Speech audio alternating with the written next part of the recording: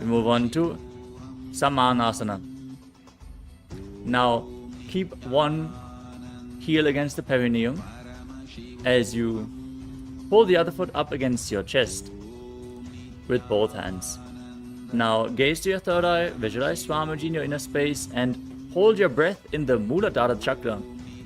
As you contract the perineal floor, exhale all the way in Rishaka Kumbhaka. Samanasana bhakshe siddha mantradi sadhanat ekapadamaro dhatva guhyonyallinga bhaktrake. Next up is Apanasana. Now bring the raised foot over top of the respective shoulder as you extend the other leg forward and balance on your arms. Now gaze up towards your third eye, visualize Swamiji in your inner space, and perform the Mula Bandha. Kevalam padamekam cha skande charopya yatnatah ekapadena kagane tishteti dandavat prabho. Now repeat Samanasana on the other side. Press the perineum with the other heel, pull the other foot against your chest. Visualize Swamiji, hold your breath in the Muladhara chakra. Samanasana bhakshe siddha mantradi sadhanat. Now raise the other foot over top of the respective shoulder, extending the opposite leg straight. Engage the perineal floor intensely as you gaze to your third eye, joining Apana with Samana in Apanasana as you visualize Swamiji. Kevalam padamekam cha skande charopya yatnatah. Next up is Gomukhasana. Now keep the left leg flat and cross the right knee over top.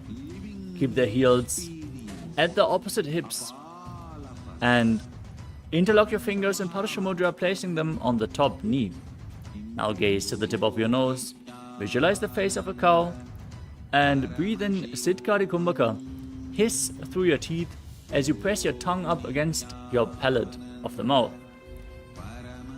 As you perform the Mula Bandha, internally chant the new japa Om Nithyanandoham. Savye dakshinagulpanto prashtaparshve niyojayet. Next up is Anasuyasana. From the same posture now, interlock the fingers around the big toes and engage Uddiyana Bandha and Mula Bandha as you gaze to your nose and visualize yourself as Rishika Anasuya. दक्षिण को Downey चोटहने वामोता के ऊपर आने. Now, interlock your fingers behind your back. Lean forward and down. Bring your chin over the knee, nose towards the ground. As you gaze to your nose, contract the perineal floor and visualize yourself as Rishika Anasuya in Anasuyasana 2. जीवना घोड़ा की घोड़ा की संधि मिलाई राशे घोड़ा शोले पकतल्यालो आडवाई सुधा राशे. Next up is Garudasana 2. Now place one foot flat and the opposite leg flat on the mat, perineum pressed against the heel. Now place your hands on the respective knees, pull the raised knee against your chest, gaze to your nose as you visualize yourself as Lord Garuda. Contract the perineal floor and internally chant Om Nithyanandoham. Dovo pakamodi gedima hilo gulpamula dwarini chede. From Garudasana 2, now raise your perineum onto the heel and interlock your fingers behind your neck. Twist your elbows outside of the raised knee, gaze up towards your third eye, and visualize yourself as Sage Narada as you breathe in Siddhkari Kumbhaka in Naradasana.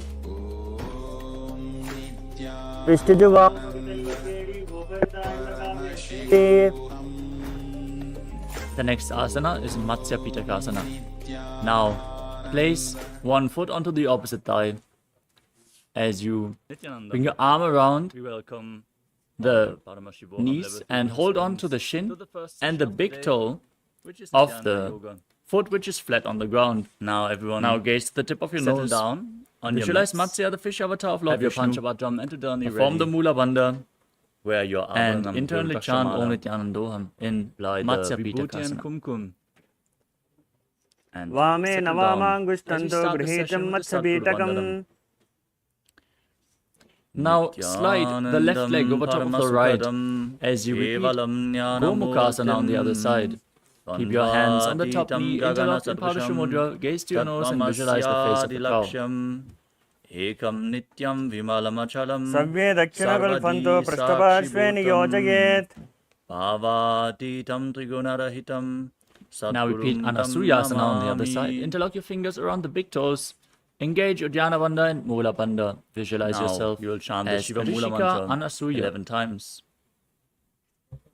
दक्षिण गोडोनी चोटाने वामोता के ऊपर याने ओम हम home शिवाय Now interlock your fingers behind, lean forward and down, bring your chin over the knee in Anasuyasana too. ओम हौम शिवाय नमः ओम हम हौम शिवाय जीमना गोड़ा की संधि उपरिदावा गोड़ा की संधि शिवाय नमः ओम हम Now repeat Garudasana too. Place the other foot flat, opposite heel against the perineum, hands on the knees, and gaze to your nose as you visualize yourself as Lord Garuda. Om Ham Hom Davo Pagamodi Yedi Mahilo Galpamila Chede. Now raise your perineum onto the foot, ritualistic cleansing. interlock your fingers behind your Now neck, take your twist your body Panchapatra outside the and raised Udana. knee as you gaze to your third eye and visualize yourself as Sage Narada, Keep your repeating right hand Naradasana on the Gokarna other side. Mudra in the shape of a cow's ear. Take an udani of water, pour it into your right palm. As you chant the following mantra, at the end of the mantra, when the word Sadha is chanted, sip the water from the bottom of your right palm. Now repeat Matsya Pitakasana on the other side. Take another udani of Place the water other foot on the opposite thigh. Hold onto the shin and the big toe and of one the more raised udani knee of water. as you gaze to your nose and visualize Matsya, the fish avatar of Lord Vishnu. Now wash your right hand Vame with the water from the navamangushthanto grihitam and wipe matsya your lips pitakam. twice with the bottom of your right thumb as we chant. Next up is Matsyendrasana. Namaha. Now wash your hand As again. you With the index, middle, and bring ring finger one joined foot together, touch to the above opposite your upper lip thigh. and below the lower lip. Wash place your the hand other again. foot flat. Raise the knee and With index twist finger and the thumb opposite together, elbow touch outside the the right nostril raised and the knee. left nostril. With ring finger and thumb joined together, touch your right As eye you and your left place eye, the your raised right arm ear and your at left your head. ear. Place Wash the your other hand hand again. on the ground behind you. Gaze up towards With your third middle eye finger and thumb joined together, and touch your visualize Sage navel, your Matsyendana, right the chest master and of your Hatha left Yoga. chest. With the fingertips of all the fingers, Udaram touch the crown of your head, paschimabhasam the right kritva shoulder, the tishtati left shoulder, and the yatnataha heart center. namrangam vamapadam Wash your hi hand again. dakshajano parinyaset. Now, place your right Next up hand is over the left Kubhasana. and Now place extend the both front hands arm down on the towards right the foot. thigh. Hold onto the As we big toe in chant Prana the Mudra Sankalpa mantra, and the place the conscious other hand on the resolution respective to ear manifest as you the gaze right back and up. context. And For visualize this, yourself yoga as a session. camel.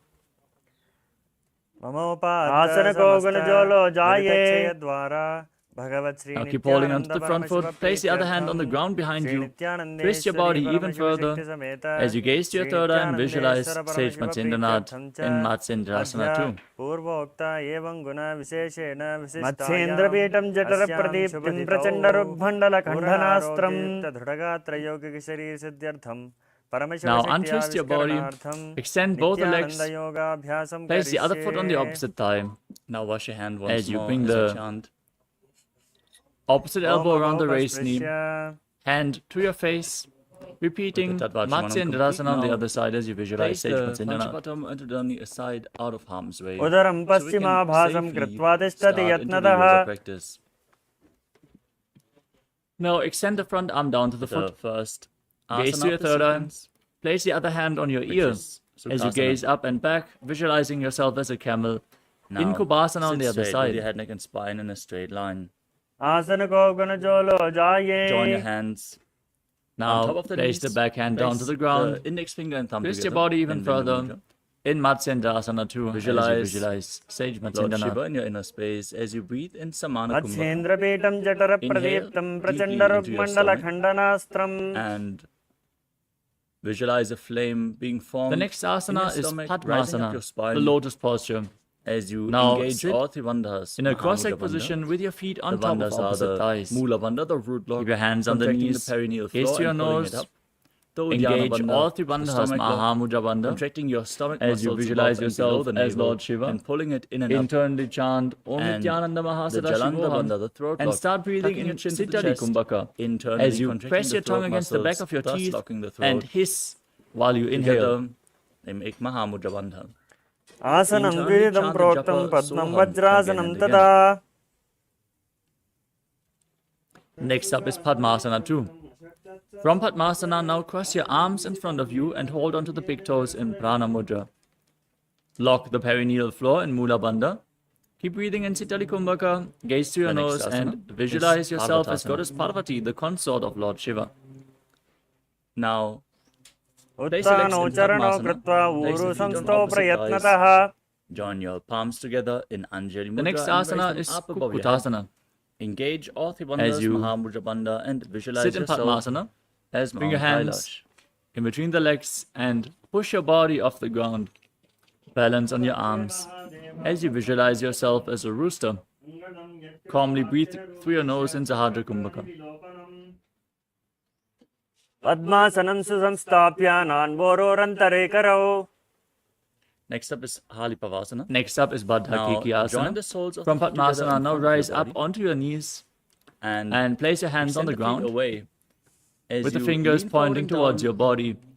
Elbows close Place towards your navel. forehead Lean onto on the your ground behind the elbows heels as you and interlock raise your fingers knees up behind your off back the ground in Parasha Mudra. and As you gaze to the tip of your nose and visualize, visualize Swamiji in your inner space. engaging all three bandhas. धरामवष्टभ्यकरद्वयेन तत्कूपरि स्थापिता नाभिपार्श्वः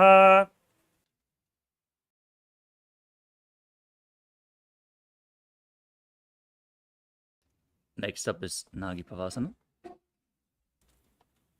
the next asana is Mayurasana. Now, with the soles of Now, the feet with your together, hands flat on the extend your ground, arms fingers out pointing in front towards of your the feet body, lean and onto your cup elbows, them, find placing balance, them and down lift on your the legs ground. up off the ground Gaze straight to the tip of your nose. in Bring Mayurasana. your forehead behind the heels and As you visualize visualize अथ yourself वक्षे as a snake as Mahadeva you engage all three bandhas. मयूरासनमुत्तमम् भूमौ निपात्य हस्तौ द्वौ कोर्परोपरि देहकम्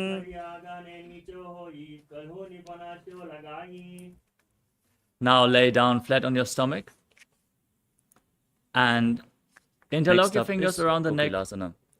as you keep the toes pointing outwards, heels to the Interlock mat. your Visualize index and yourself middle fingers around as the a big toes crocodile. in Prana Mudra. Breathe calmly through your nose as you in extend Sahadra the legs Kumbhaka out in front of you and then and cross them into Padmasana. contract the perineal floor in Lean Mula forward Bandha and down and onto your Makarasana. elbows.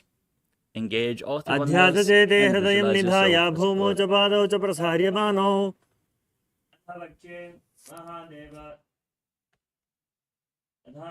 यदासनं वक्षे येन सिद्धो भवेन्नरः अकस्मात् वायुसञ्चारं गोकिलाख्यासनेन च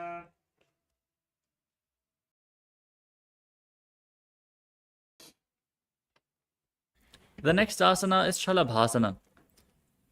As you keep your hands next to the shoulder The next level, laying asana on your is stomach. Nityasana. Now raise your legs up Now and visualize yourself as a stack your locust. knees and ankles. Hold on to opposite elbows अध्यात्मचेते and start करयध्वं वक्षो rotating your arms in a circular motion. भूमिमस्तभ्यकरयोस्तलाभ्याम् Engage all three bandhas. Gaze Next to your up nose. is And visualize Ushtrasana. Swamiji in your inner space, and after some time, change the direction Now- of the movement. Laying on your stomach, bend your knees and hold onto your feet as you pull them outside the hip as close to the ground as possible, opening up your hips as you visualize yourself as a camel. अध्यात्मचेते पदयुग्मम् मष्टं पृष्ठे Next निधाय asana is पिरसं Ganjasana. कराभ्याम् Now, place your hands flat on the ground, shoulder width apart, and push your hips up high as you scoop your body forwards and down. As you visualize yourself The as next an elephant, asana is engage Dhanurasana. Uddiyana Bandha and Keep Mula holding Bandha. onto your feet, kick your legs up, and raise your chest as you gaze upwards and lift your upper body up as you visualize yourself as Pinaka, Lord Shiva's bow in Dhanurasana. प्रसार्य पादौ Vrikshasana. भुविदण्डरूपौ From the करो च same पृष्ठे posture, धृतपादयुग्मम् Alternate raising one heel The next and pushing the asana other heel is down Bhagasana. again and again as you visualize yourself As you as a bear. sit in a kneeling posture with your heels outside the hips, the toes together behind your body, place your hands on the knees, gaze up towards your third eye, and visualize Swamiji in your inner space as you internally chant the new Move on japa to Vaishyasana. Om Now raise Nithyananda up Paramashivoham, onto the the tips of the Mahavakya. toes, standing on the tips of the big toes if you can. उल्टा मोड़ पाल Join दो your वैसे बहरो जगते करिए एक Index, middle, वैसे and ring fingers at the heart center in Hridaya Mudra as you visualize Swamiji in your inner space and engage Dhyana Bandha and Mula Bandha. The next asana is Gohi Asana. From the kneeling posture, now place your forearms on the ground and interlock your fingers as you bring your head on the mat, support it with your hands, and walk your feet closer to the body, raise your hips, and then lift your feet off the ground. Squeeze your body into a ball, pull the knees close towards your chest as you gaze Next to your up is nose the and visualize Uddhva Swamiji Karana. in Gohi Asana. Now stand in Arimandi posture दो with the हता heels के touching, the toes कहनी pointing जोई outwards पुनः and काले knees जाने slightly दो bent. ये Bring your From hands to Gohi the chest Asana, level extend your legs up and straight. raise one knee Gaze up. to your nose as you visualize Swamiji and In a perform the circular Mula motion Bandha in around your body, Shirshasana. following along with a respective hand on both sides. विपरीतं मण्डलं Again च and again. तथैव विदितं हिनः Gently lower your legs down and come to a seated posture with your legs in front. Now, The next asana is Raise your Balalingasana. legs up off As the you ground Stand on the and mat. hold on to your Interlock your fingers calves in front as in you pull your Sarvashankari feet Mudra closer towards your with face. the wrists pointing inwards. Visualize and Swamiji in your then inner space and start breathing in hold on to Bhastika one knee and Kumbhaka, pull it up against your exhaling chest. rapidly again and Engage all again the bandhas and from your visualize yourself abdomen holding a like the baby. bellows of a blacksmith. Keep performing this Kumbhaka throughout the next few asanas. दो हता पग भा हरियाणे गोड़ा तरे काकसे ठाने Next up is Parikasana. Now interlock your fingers behind your back. Hold on to opposite shoulders as you keep the Move leg on to raised Parapidanasana. at a 45-degree angle. Still standing on one leg. Now pull the foot Visualize behind yourself your as a back maze and gaze to your with third both eye hands interlocked in Padusha Mudra. in Parikasana. Pull the heel close to the perineum. उत्थानं चैनं visualize कृत्वा Swamiji पादौ in your inner मिलित्वा space. प्रसार्य Engage all the bandhas. Now extend your arms out parallel to the ground. Keep your legs raised at a 45-degree angle, toes pointing up. Gaze to your third eye as you visualize yourself as a boat in Naukasana.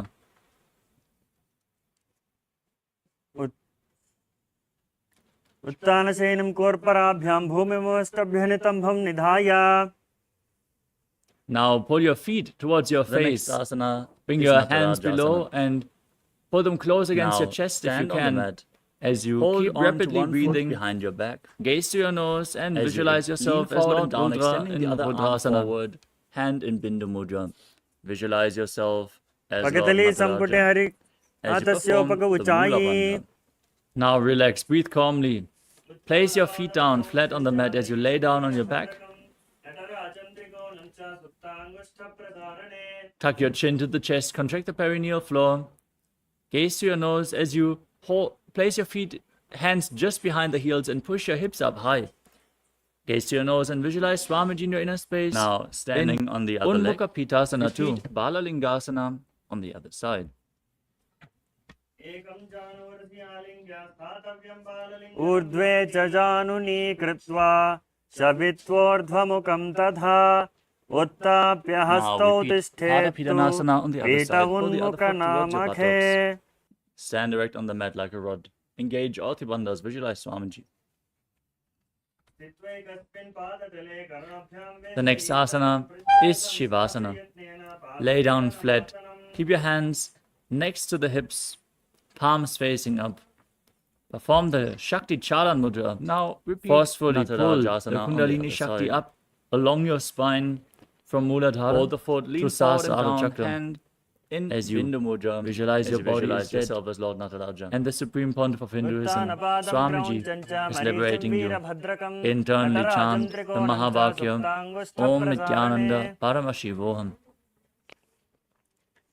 अधशवासनम् उत्तानं शववद्भूमौ From शयनं Adimani तु position, heels together, toes शवासनं pointing upwards and your knees bent. शवासनं Keep the left hand at श्रान्तिहरं your chest and swing the right arm back and forth like a pendulum. चित्तविश्रान्तिकारकम् as you step the right foot behind the left with the toes down and the heel up. Now place the right hand over your nose, uncross your ankles, and repeat the movement on the other side.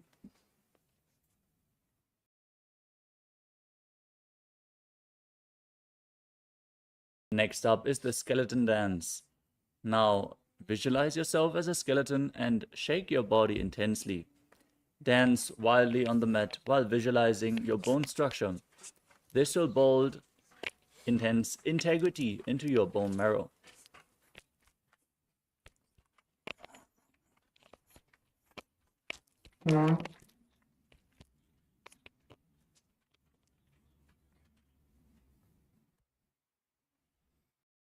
Next up is the Karna.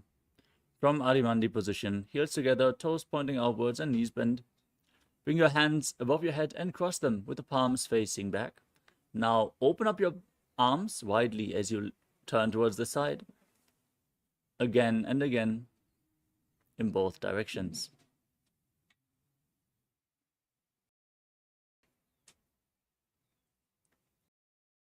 The next asana is Tadasana.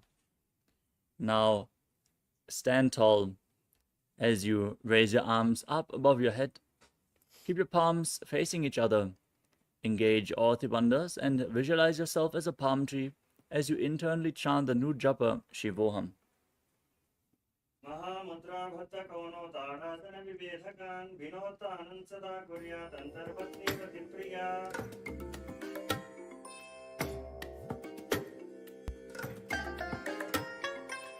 I bless you all. Let you all open all your three eyes and manifest the powers of Mahasadashiva. Om Nithyananda Paramashivoham. Om Nithyananda Paramashivoham. Om Nithyananda. We move on to Uttanasana.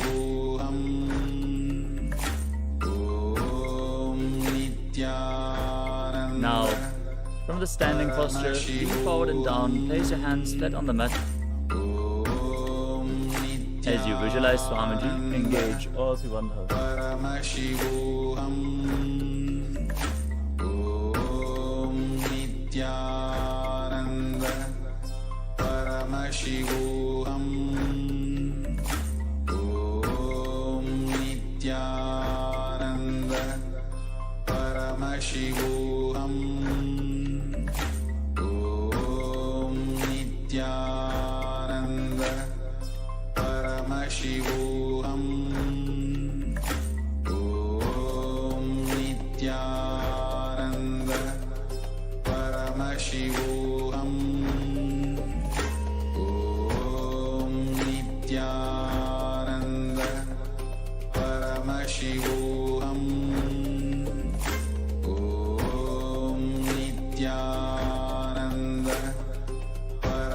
महामुद्राभद्रकोणो ताडासनविभेदकान् विनोत्तानं सदा कुर्यात् अन्तर्पत्नीपतिप्रिया.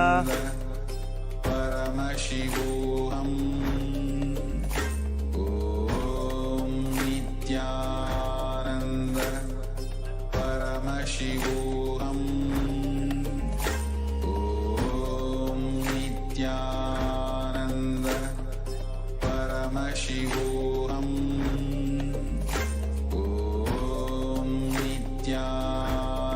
अवस्थित्वा मस्तकं वारं वारं दक्षिणकुक्षिं सव्यकुक्षिं नयेत् तरक्श्वासनं भवति. Om Nithyananda Paramashivoham. Now slowly return to your physical body. Start to wiggle your fingers and toes, your wrists and your ankles, your elbows and your knees.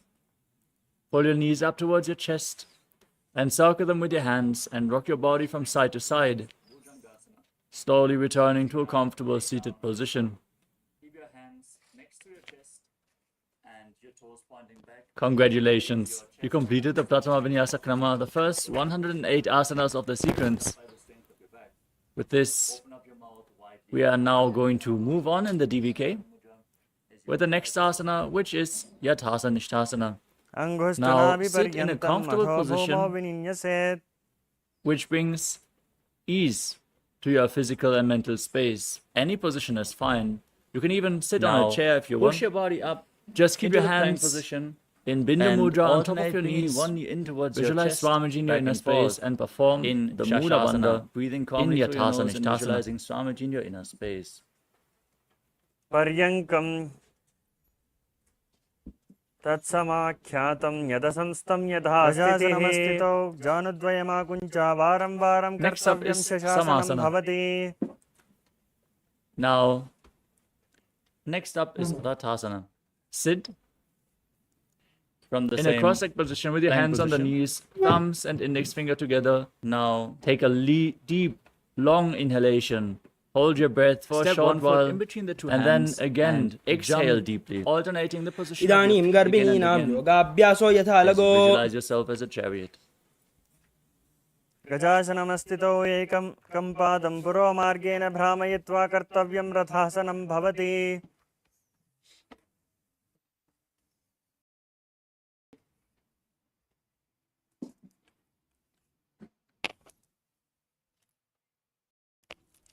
The next asana is Muktasana. Now place the left foot against the genital region and the right foot over top of the left. With one foot, place your hands on the respective knees. Bend the front as you gaze to your nose and keep the back toes visualize yourself as a sage, liberated by the supreme pontiff of Hinduism in Muktasana. Engage Uddiyana Bandha and Mula Bandha. Gaze to your third eye and visualize Lord Veerabhadra in your inner space.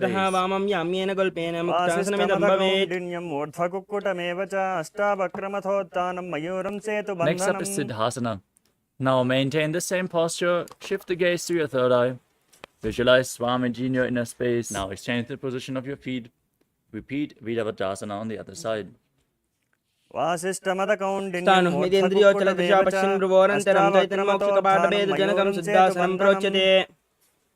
Next up is Siddhasana.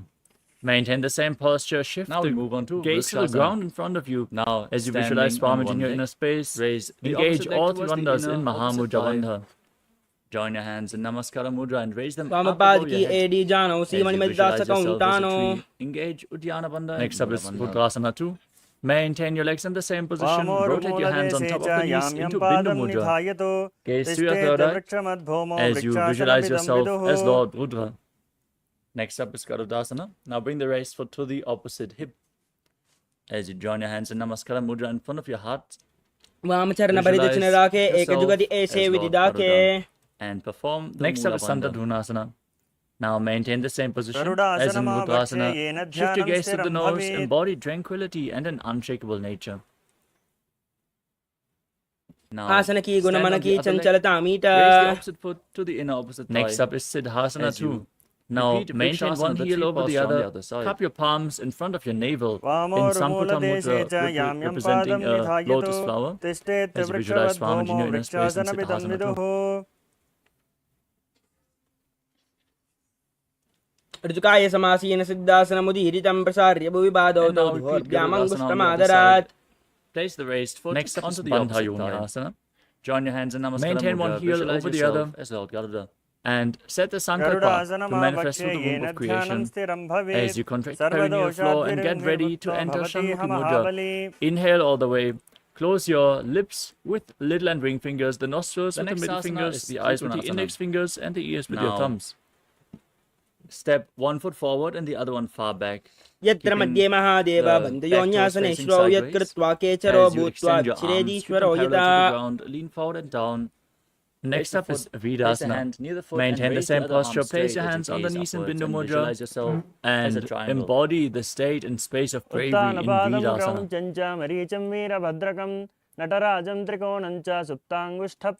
एकं पादमदैकस्मिन् विन्यस्योर्नि संस्थितः terasmishtachormvirasanamudiridam. Next up is Valmikasana. Maintain the same posture, shift your gaze to the third eye, visualize Sage Valmiki, the great poet and author of Ramayana. Next up is Nikuttaka Karana. Now from Arimandi position, Dava pagaki pagdali puni ede he joya. Raise one heel off the ground Next and up is Joni place your Mudrasana. hands Now in place front your of the hands heart flat center on with your the knees. palms facing each Shift other. your gaze As to you the stomp nose the and raised heel to the visualize ground, the raise Yoni the other heel Mandala, up the and visual exchange the position representation of your of hands Devi again and again. Paramashiva Shakti. वाम पाद की पगदली जाहि माहिली कोरी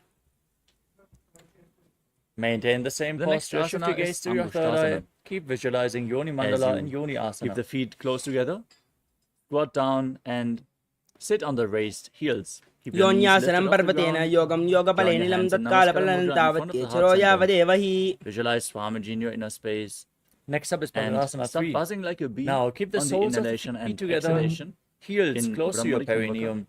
as you perform the Interlock your Mula fingers Bandha. around the feet and pull them close as you push your knees down by the strength of your मिथ्यागुः गोरक्षासनमेव च गुल्फौ सम्पीड्य चान्योन्यं विप्रसादितं ततः Next up is Saurasana. From the same position, extend one leg forward. Keep the heel down, toes pointing up. Place your hands at the side of your body, touching the mat with your fingers, palms facing forward in Vara Mudra. Visualize Swamiji in your inner space and perform the Mula Bandha. प्रसार्य एकं पादतलं संस्थाप्य त्वेकपादकम् Next up is Vidunanasana. From the same posture with the leg extended forward, lean forward and down, hold onto the front big toe in Prana Mudra with index and middle fingers. As you hold onto the back heel with the other hand if you can, balance in this posture.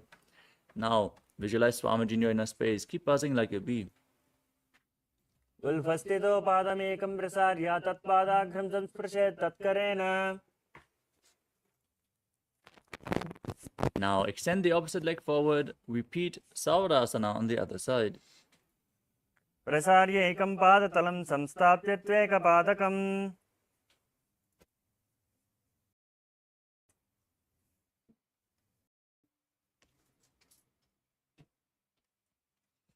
Lean forward and down, hold on to the front foot as you repeat Vidunanasana on the other side. गुल्फस्थितो पादमेकं प्रसार्य तत्पादाग्रं संस्पृशेत् तत्करेण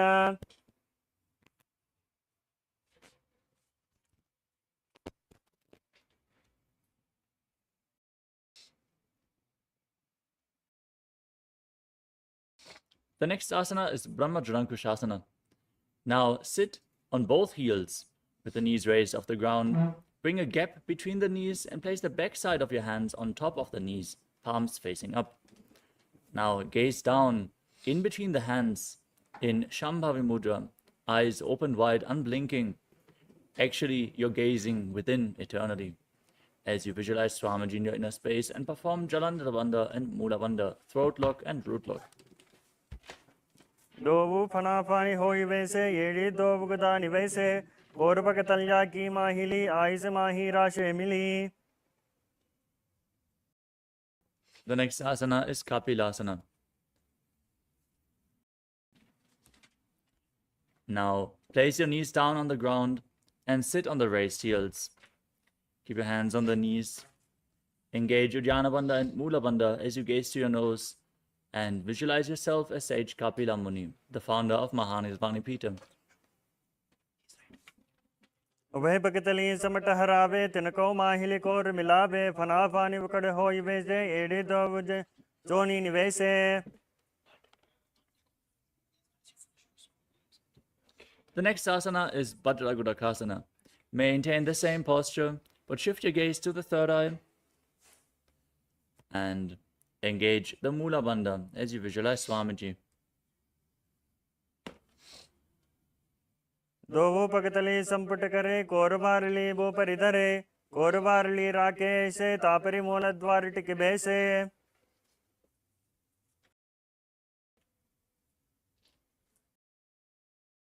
Next up is Suryasana.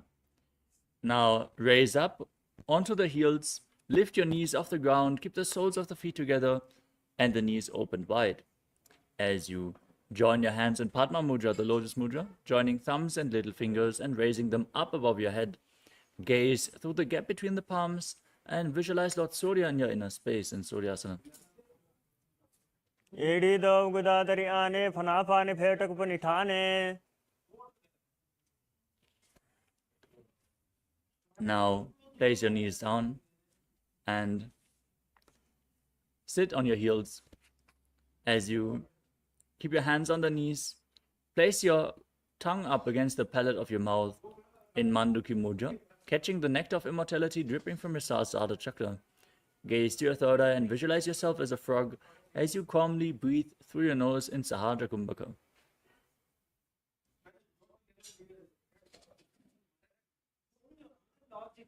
पादतलो पृष्ठदेशे अङ्गुष्ठे द्वे च संस्पृशेत् पाद जानुयुग्मं पुरस्कृत्य साधयेन्मण्डुकासनम्.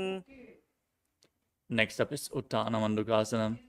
From the same posture, now bring your hands behind your back, over top of the shoulders, holding on to opposite shoulders with your hands. Bring your elbows close to your head and gaze to your third eye as you keep visualizing yourself as a frog engaging Uddiyana Bandha and Mula Bandha. मण्डुकासनमध्यस्थं कोर्पराभ्यान्तृतं शिरः एतद्वेकवदुत्थानमेतदुत्थानमण्डुकम्. The next asana is Simhasana. Now cross your ankles behind and sit on your feet. Then place your hands on the knees, gaze to the tip of your nose, stick out your tongue and exhale forcefully again and again as you visualize yourself as a lion. दक्षिणं सव्यगुल्फेन दक्षिणेन तथेतरम् हस्तौ च जान्वौ संस्थाप्य स्वाङ्गुलीश्च प्रसार्य च. The next asana is Padrasana. With the soles of the feet together, keep the toes pointing back behind your body. Sit on your knees, open wide. Cross your arms behind your back and hold on to opposite big toes in Prana Mudra. Now gaze to the tip of your nose. Engage Jalandhara Bandha and Mula Bandha, the throat lock and the root lock, and visualize Swamiji in your inner space. गुल्फौ च वृषणस्यादौ वृत्क्रमेण समाहितः पादाङ्गुष्ठौ कराभ्यां च धृत्वा च पृष्ठदेशतः. We move on to Kakabushandhi Asana. Now place your feet flat on the ground and place your hands on the ground, shoulder width apart. Bring your arms around the raised knees and hold on to opposite hands behind your back in Padusha Mudra if you can. Gaze to the tip of your nose and visualize yourself as a crow. प्रथमे वैशकोकर्थाने दोवो हातपकं विचिहाने.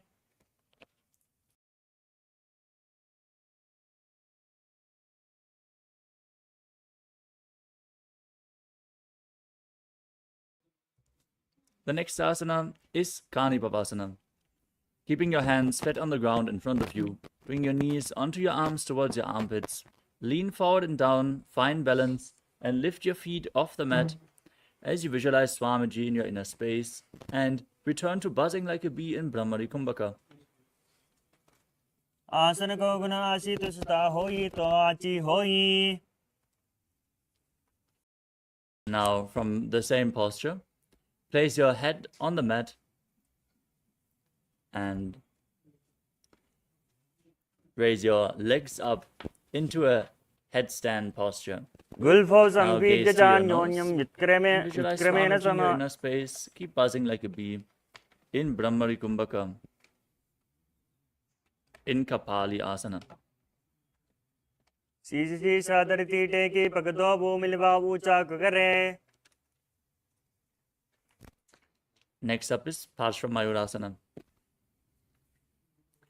Now keep your hands flat on the ground, shoulder width apart, and twist your body around twist your body to one side. Align your hip and knee with your elbows, then lean forward and down. Find balance and extend your legs out to the side as you balance on your arms. Gaze to your third eye, visualize yourself as a peacock. Breathe in Rechaka Kumbhaka. Exhale all the way and hold your breath in Parshvamayurasana. मरो मयूरं दण्डवं कुर्यात् मायूरं दण्डनामकं कुर्यान् मायूरं पार्श्वाभ्यां मायूरपार्श्वनामकम्. Now repeat Mayurasana on the other side. Twist your body in the opposite direction. Visualize yourself as a peacock. मयूरं दण्डवत् कुर्यान् मायूरं दण्डनामकं कुर्यान् मायूरं पार्श्वाभ्यां मायूरपार्श्वनामकम्. The next asana is Bhairaganatha. As you keep your hands flat on the ground in a plank position. Now, step one foot outside the respective shoulder and in between the two hands. As you gaze up towards your third eye, contract the perineal floor in Mula Bandha and visualize yourself as Lord Kala Bhairava as you keep breathing in Ritrika Kumbhaka.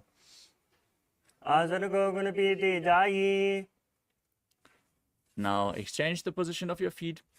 Step the other foot outside the shoulder in between the two hands. Gaze up, visualize Bhagavan Kala Bhairava in Bhairaganatha on the other side.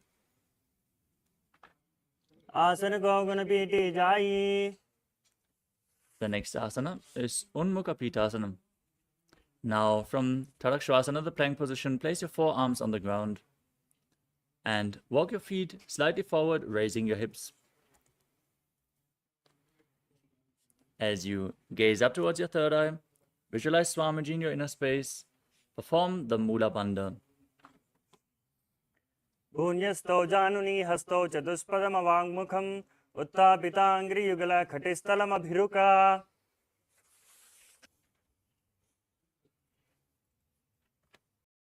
The next asana is Vashishtasana. As you return to Tadakshvasana, the plank position, now rotate your body on one arm and raise the opposite arm up towards the sky. Gaze upwards along the raised arm. Visualize yourself as Sage Vashishta as you perform the Mula Bandha. Urdhagukkutamasistamaricehela matsakam parivrittim chodarasya vividam dhanurasanam.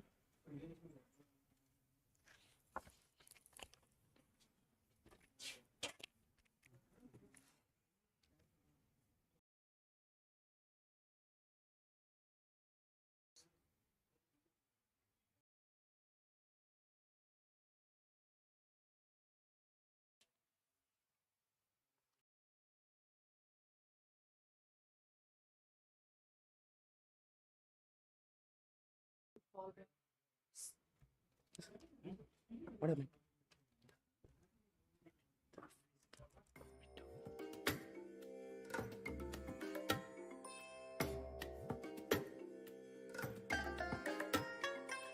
I bless you all.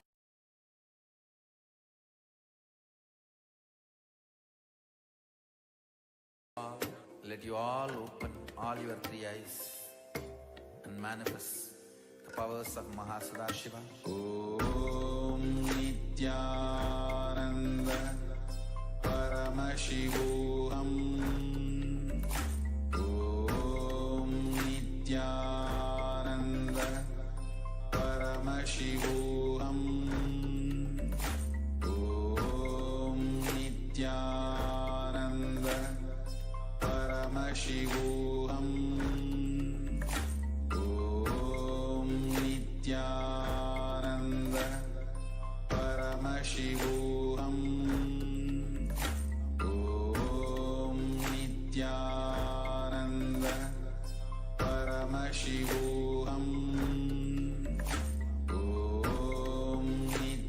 Nithyananda Paramashivoham. Om Nithyananda Paramashivoham. Om Nithyananda Paramashivoham. Om Nithyananda Paramashivoham. Om Nithyananda Paramashivoham. Sorry for the technical glitch. We are back and we are going to continue with the next asana of the sequence, which is Vashishtasana on the other side. Now enter into Tadakshvasana, the plank position, and rotate your body in the other direction as you extend the opposite leg up. Gaze upwards, visualize yourself as Sage Vashishta. Urdhagukkutamasistamaricehela matsakam parivrittim chodarasya vividam dhanurasanam. The next asana is Anjani Asana. Now sit with your legs extended forward as you gaze through your nose. Lock Jalandhara Bandha, the throat lock, and Mula Bandha, the root lock. As you keep your hands below your buttocks with the palms facing up. Visualize yourself as Lord Hanuman and internally chant the new japa Mahasadashivoham. Dovo karke ube hateli korbarlid nile bheli. The next asana is Paschimottanasana. With your legs extended forward, lean forward and down, and hold on.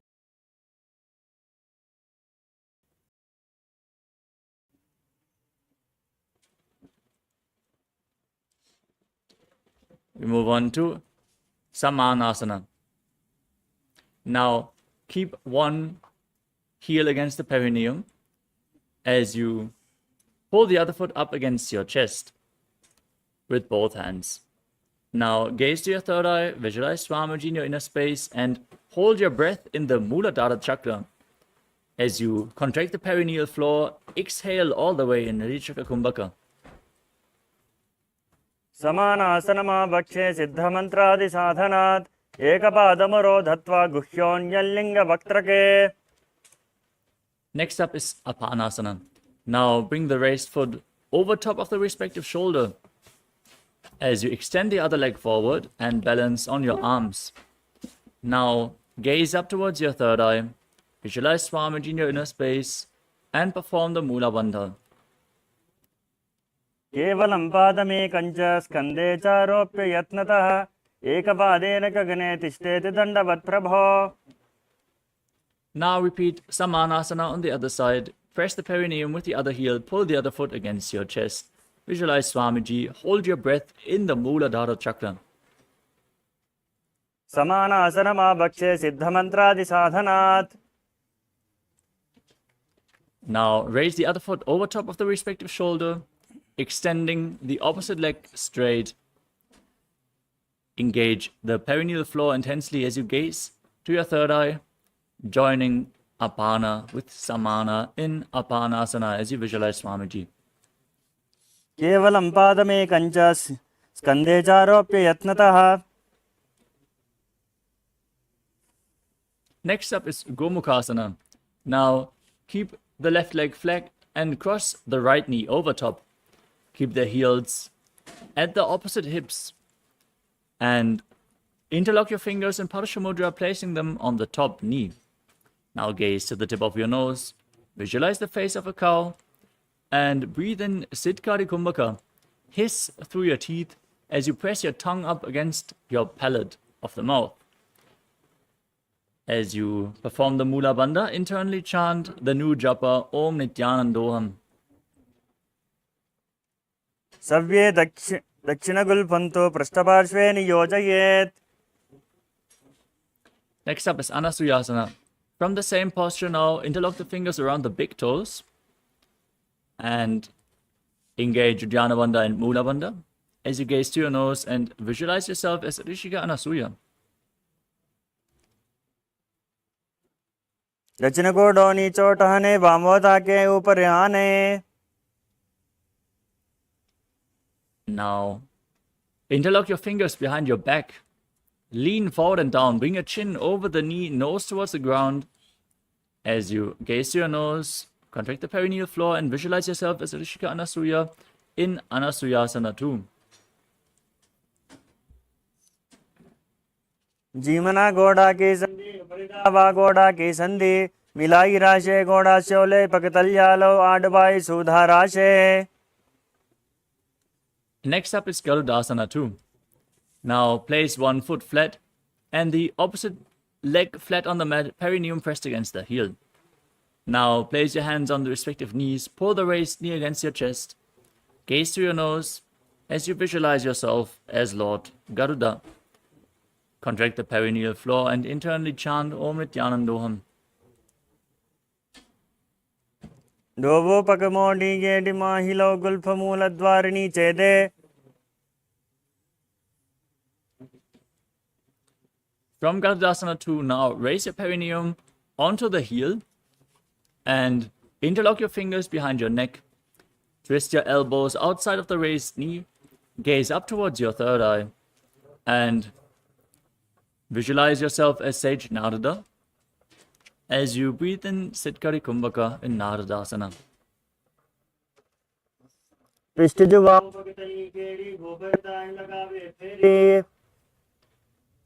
The next asana is Matsya Pitakasana. Now, place one foot onto the opposite thigh as you bring your arm around the knees and hold on to the shin and the big toe of the foot which is flat on the ground. Now gaze to the tip of your nose. Visualize Matsya, the fish avatar of Lord Vishnu. Perform the Mula Bandha and internally chant Om Nithyanandoham in Matsya Pitakasana. Vame navamangushthanto grihitam matsyapitakam. Now slide the left leg over top of the right as you repeat Gomukhasana on the other side. Keep your hands on the top knee interlocked in Padasha Mudra, gaze to your nose and visualize the face of a cow. Savye dakshinagulphanto prashtaparshve niyojayet. Now repeat Anasuyasana on the other side. Interlock your fingers around the big toes. Engage Uddiyana Bandha and Mula Bandha. Visualize yourself as Rishika Anasuya. दक्षिण गोडोनी चोटाने वामोता के ऊपर याने. Now interlock your fingers behind, lean forward and down. Bring your chin over the knee in Anasuyasana too.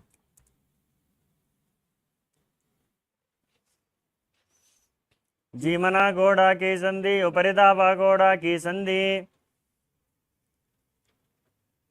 Now repeat Garudasana too. Place the other foot flat, opposite heel against the perineum, hands on the knees, and gaze to your nose as you visualize yourself as Lord Garuda.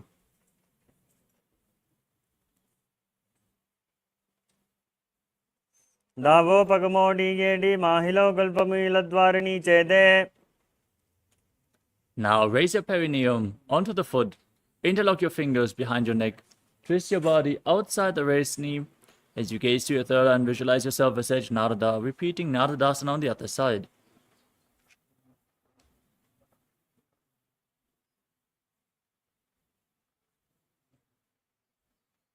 पिष्टज वाम पगतली केरी भूपरितारि पग लगावे फेरी. Now repeat Matsya Pitakasana on the other side. Place the other foot on the opposite thigh. Hold onto the shin and the big toe of the raised knee as you gaze to your nose and visualize Matsya, the fish avatar of Lord Vishnu. वामे नवामांगुष्ठन्तो गृहीतं मत्स्यपीठकम्. Next up is Matsyendrasana. As you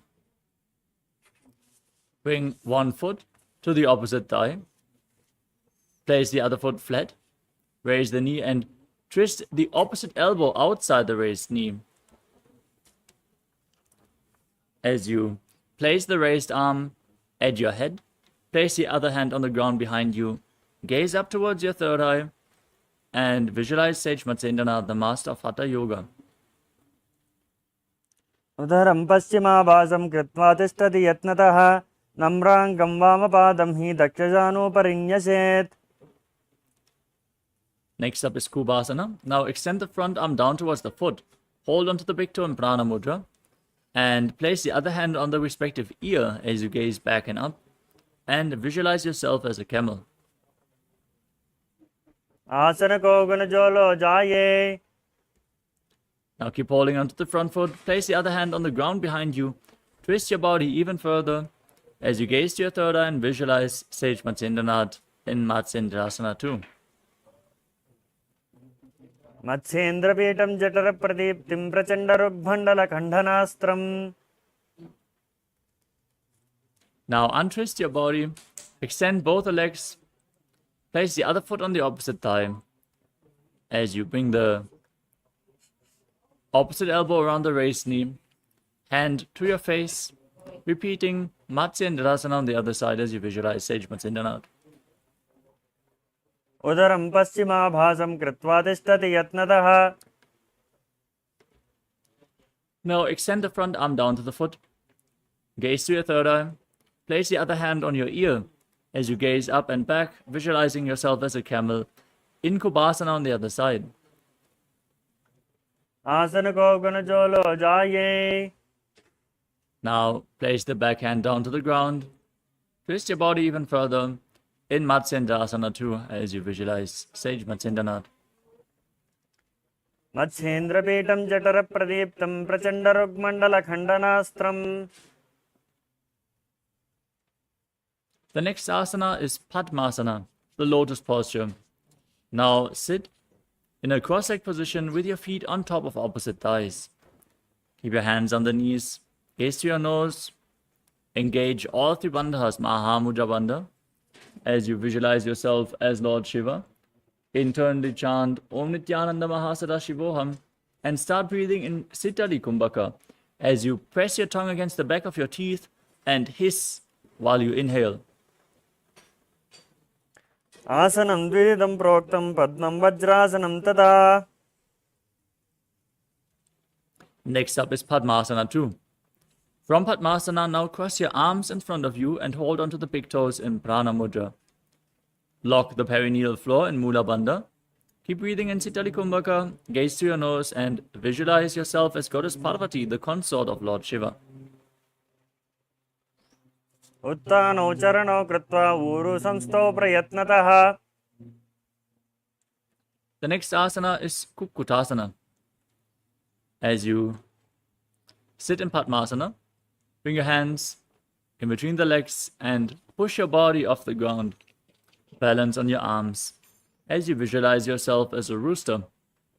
Calmly breathe through your nose in Sahadra Kumbhaka. पद्मासनं सुसंस्थाप्य नान्वोरोरन्तरे करौ. Next up is Baddha Asana.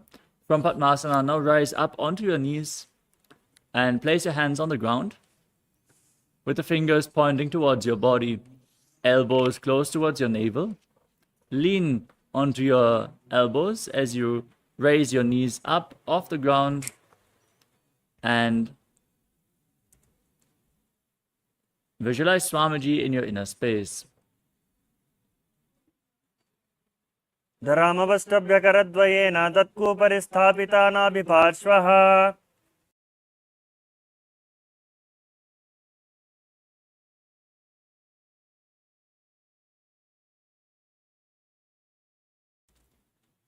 The next asana is Mayurasana.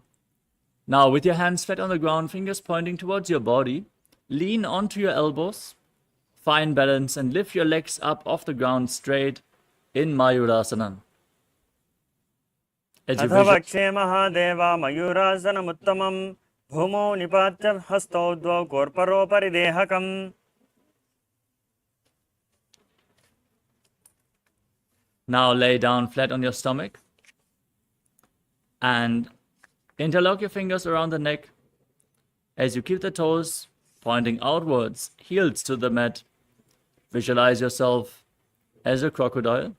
Breathe calmly through your nose in Sahadra Kumbhaka and contract the perineal floor in Mula Bandha in Makarasana. अध्यात्मचेते हृदयं निधाय भूमौ च पादौ च प्रसार्यमानौ.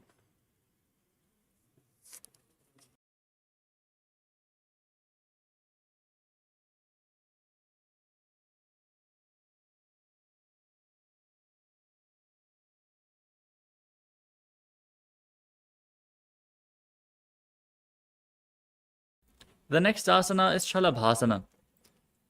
As you keep your hands next to the shoulder level, laying on your stomach, now raise your legs up and visualize yourself as a locust. अध्यात्मचेते करयघ्नुं वक्षो भूमिममष्टभ्यकरयोस्तलाभ्याम्. Next up is Ushtrasana.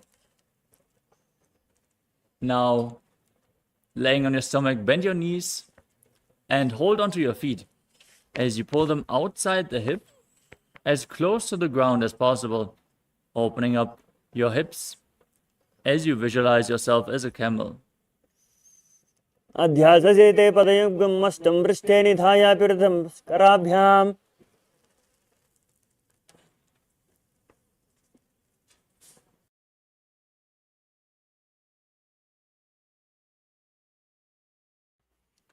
The next asana is Dhanurasana.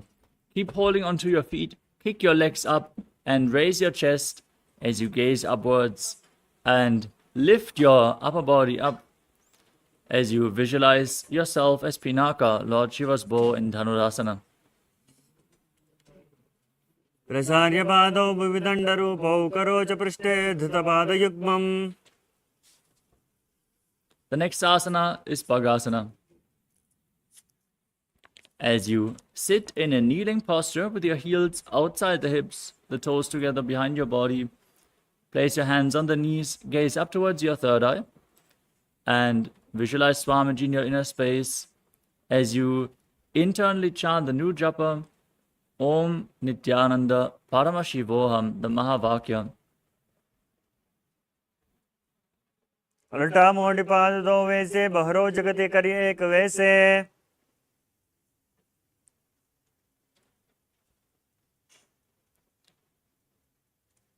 The next asana is Gohi Asana.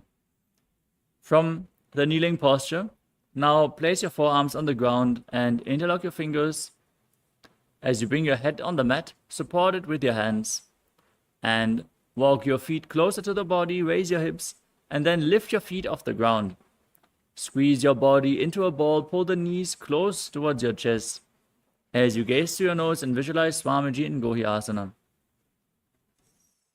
दो हता की कहुनी जोई पुनः काले जाने दो ये. From Gohi Asana, extend your legs up straight. Gaze to your nose as you visualize Swamiji and perform the Mula Bandha in Shirshasana. विपरीतं मण्डलं च दुधैव विदितं हिनः. Gently lower your legs down and come to a seated posture with your legs in front. Now, raise your legs up off the ground and hold on to your calves as you pull your feet closer towards your face. Visualize Swamiji in your inner space and start breathing in Bhastika Kumbhaka, exhaling rapidly again and again from your abdomen like the bellows of a blacksmith. Keep performing this Kumbhaka throughout the next few asanas.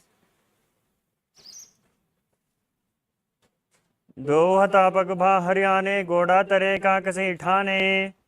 Next up is Padikasana. Now interlock your fingers behind your back. Hold onto opposite shoulders as you keep the leg raised at a 45-degree angle. Visualize yourself as a maze and gaze to your third eye in Padikasana. उत्थानं चैनं कृत्वा पादौ मिलित्वा प्रसार्य. Now extend your arms out parallel to the ground. Keep your legs raised at a 45-degree angle, toes pointing up. Gaze to your third eye as you visualize yourself as a boat in Naukasana.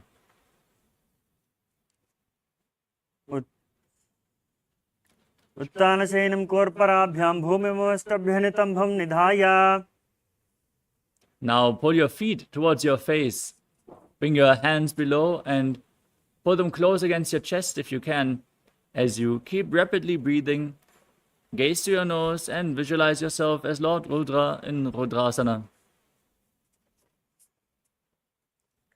पगतली संपुटे Hari हाथस्योपग उचाई. Now relax, breathe calmly. Place your feet down flat on the mat as you lay down on your back. Tuck your chin to the chest, contract the perineal floor. Gaze to your nose as you place your hands just behind the heels and push your hips up high. Gaze to your nose and visualize Swamiji in your inner space in Unmukha Pitasana too.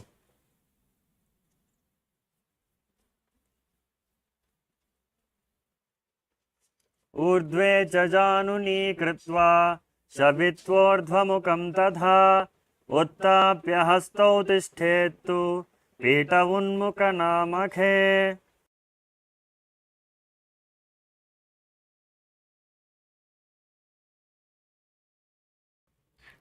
The next asana is Shivasana. Lay down flat. Keep your hands next to the hips, palms facing up. Perform the Shakti Chalan Mudra. Forcefully pull the Kundalini Shakti up along your spine from Muladhara to Sahasrara Chakra as you visualize your body is dead. and the Supreme Pontiff of Hinduism, Swamiji, is liberating you. Internally chant the Mahavakya, Om Nithyananda Paramashivoham. Adhashavasanam Uttanam Shavavad Bhumo Shayananto Shavasanam Shavasanam Shrantiharam Chitta Vishranti Karakam.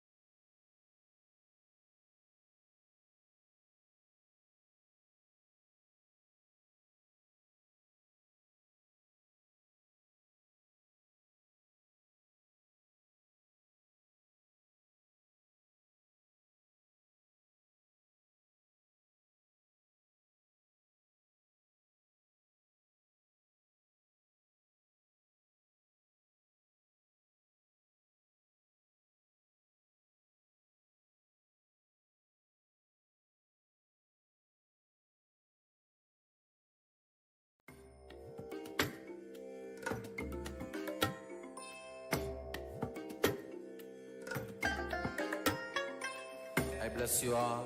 Let you all open all your three eyes and manifest the powers of Mahasudashiva. Om Nithyananda Paramashivoham. Om Nithyananda Paramashivoham. Om Nithyananda Paramashivoham. Om Nithyananda Paramashivoham. Om Nithyananda Paramashivoham. Om Nithyananda Paramashivoham. Om Nithyananda Paramashivoham. Om Nithyananda Paramashivoham. Om Nithyananda Paramashivoham. Om Nithyananda Paramashivoham. Om Nithyananda Paramashivoham. Om Nithyananda Paramashivoham. Om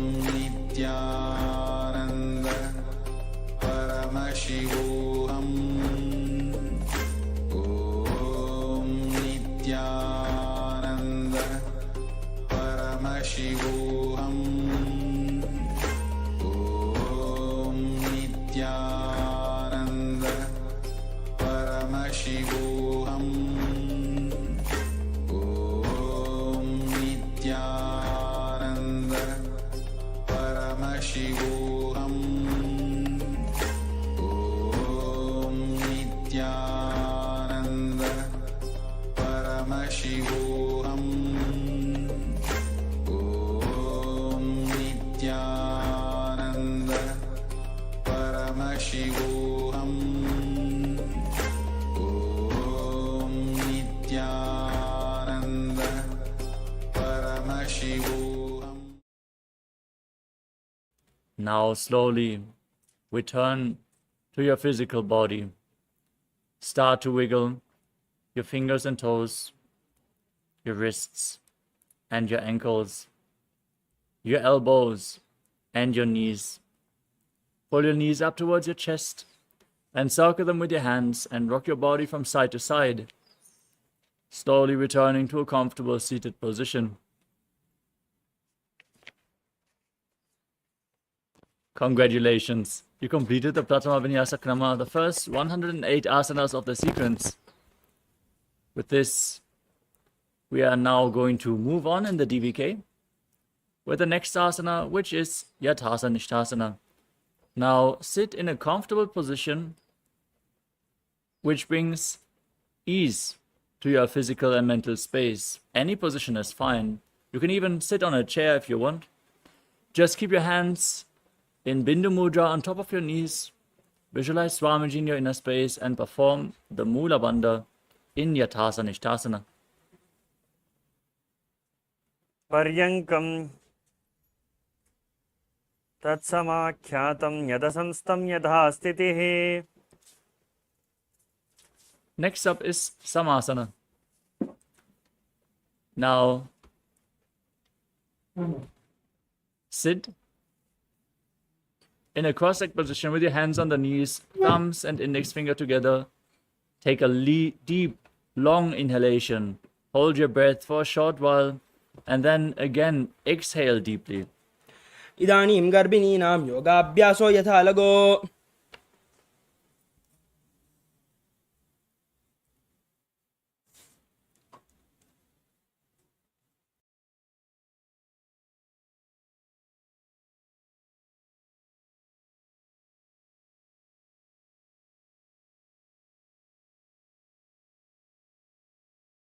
The next asana is Muktasana. Now place the left foot against the genital region and the right foot over top of the left. Place your hands on the respective knees as you gaze through your nose and visualize yourself as a sage liberated by the supreme pontiff of Hinduism in Muktasana. Nipidya sivanim sokshmam dakshinetrada gulpataha vamam yamyena gulpena muktasanamidam bhavet. Next up is Siddhasana.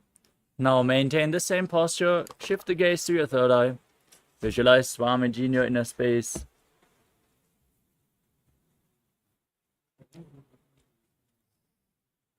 Sthanuh midendriyo chaladrisha pashin bravorantaram chaitan moksha kapada beda janakam siddhasanam prochate. Next up is Siddhi Asana. Maintain the same posture, shift the gaze to the ground in front of you as you visualize Swamiji in your inner space. Engage all three bandhas in Mahamudra Bandha. Vamapad ki edi jano sivani meditasa kauntano. Next up is Rudrasana 2. Maintain your legs in the same position. Rotate your hands on top of the knees into Bindu Mudra. Gaze to your third eye as you visualize yourself as Lord Rudra.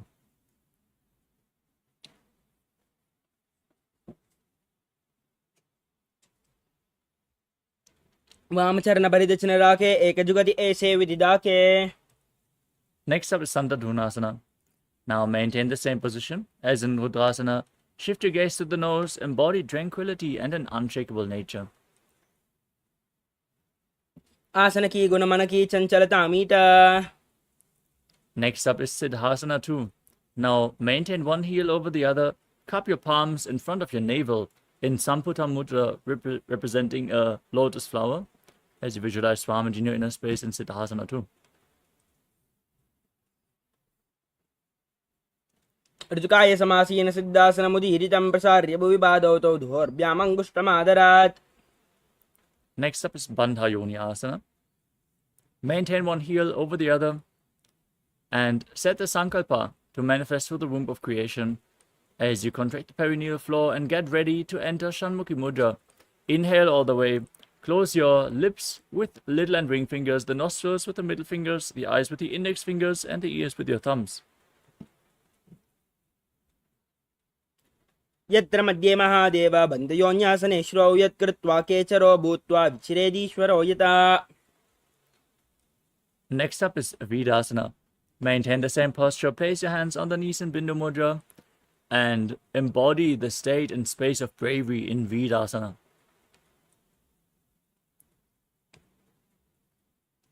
एकं पादमदैकस्मिन् विन्यस्योनि संस्थितः तेरस्मिंस्ताच्चोर्वीरासनमुदीरितम्. Next up is Valmikasana. Maintain the same posture, shift your gaze to the third eye, visualize sage Valmiki, the great poet and author of Ramayana.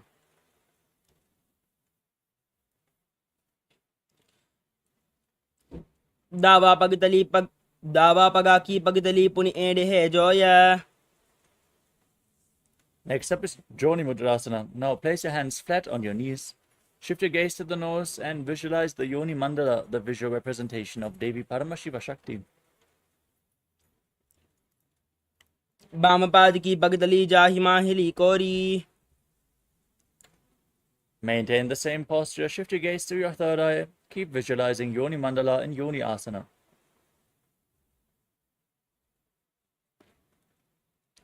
Yonyasanam parvatena yogam yogapalenilam tatkalapalan tavat kecharo yavadevahi.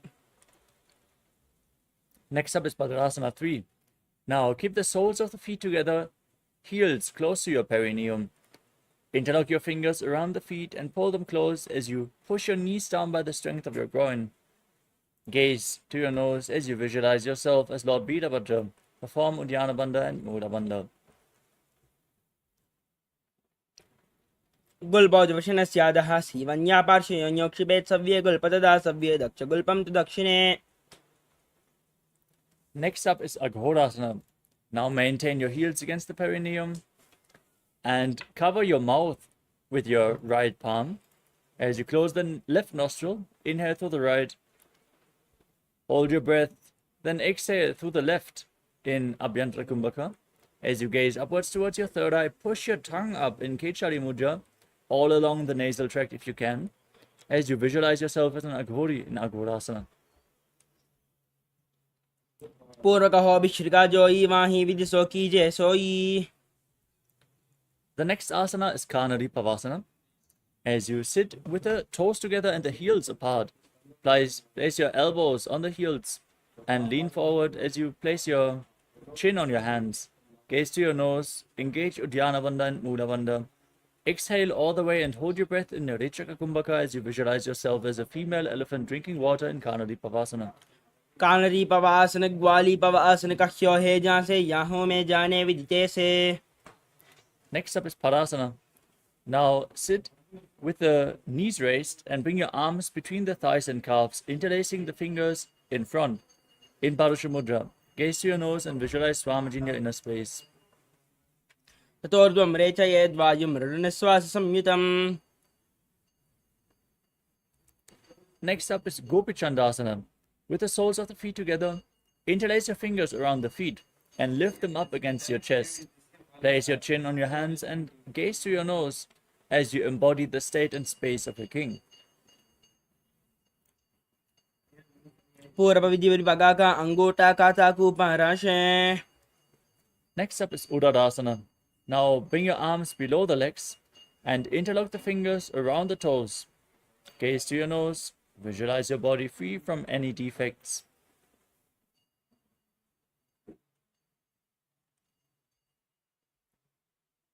Dovo pagdali sambudane ubay hastkari urdahitane angushta dovo samataherave chibukani chetahi lagave. Next up is Vishishtasana. From the same posture, now raise your feet in front of your face and visualize yourself excelling in everything. Dovo pagdali jodi samputakare.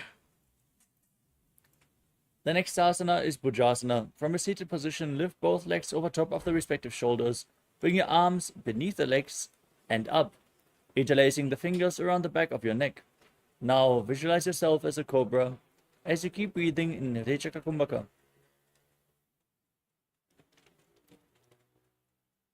Shirshāsanam to vigneyam kakshāsanam ataf param grivasanam cha paramam bhujasanam hochayet. Next up is Kalyanasana. With your legs over top of the respective shoulders, now bring your arms behind, interlock your fingers in Parusha Mudra behind your back as you gaze to your nose and visualize yourself as a beautiful, auspicious goddess. Dovo hat pagam bichane tenako goda niche tane bahuri bagatya bahar liave punah yogati aise teherave. Next up is Sankatasana. Now place the top of the left foot flat on the mat and sit on the left heel. Bring the right foot over top, cross the knees, stack the knees, and place your hands on opposite knees. Now gaze outwards in Vaishnavi Mudra without focusing on any external objects. Only focus on the objects within as you visualize yourself as an elegant swan. वामपादं चितेर्मूलं संयस्यधर नीतले पाददण्डेन याम्येन वेष्टयेद्वामपादकम्. The next asana is Dhenukasana. As you slide the left heel outside of the hip, sit down on the ground, place your hands on the top knee. As you visualize a cow in your inner space, breathe in Ujjayi Pranayama. Make an ocean-like sound with your mouth on your inhalation as you keep your navel engaged, and engage Uddiyana Bandha and Mula Bandha internally, repeatedly chanting the Mahavakya Om Nithyananda Paramashivoham in Dhenukasana. अनुशागी Nagar पंचदं वृषीहिरं डगल्यम्नि. Next up is Machandrasana. Now place the right foot on the left thigh and the left foot on the right knee. Bring the left arm behind your back, twist your body, and reach for opposite thighs. Once you catch a hold of them, twist your body even further. Gaze up towards your third eye, visualize Swamiji in your inner space. वामजंगपरदचिरडाने वामहस्तपिष्टीदिशाने बहुरौदचनपादहे जो यीता की नलजूपकरे सोयी. Now maintain your feet in the same position, untwist your spine, hold onto the big toes and lean forward and down, placing your forehead on the ground as you visualize Swamiji in Machandrasana too. प्रथमजी मनोचरण जो यी वामजंगपरि आराके सो यीता की AD कड़ी सोल्यावे बहुरौ युगति यह और करावे. Now rise up. Keep your legs interlocked. Interlock your fingers in Parusha Mudra and place them on the top knee. Now engage all three bandhas, Mahamudra Bandha, as you visualize Swamiji, your Guru, in your inner space in Guru Asana.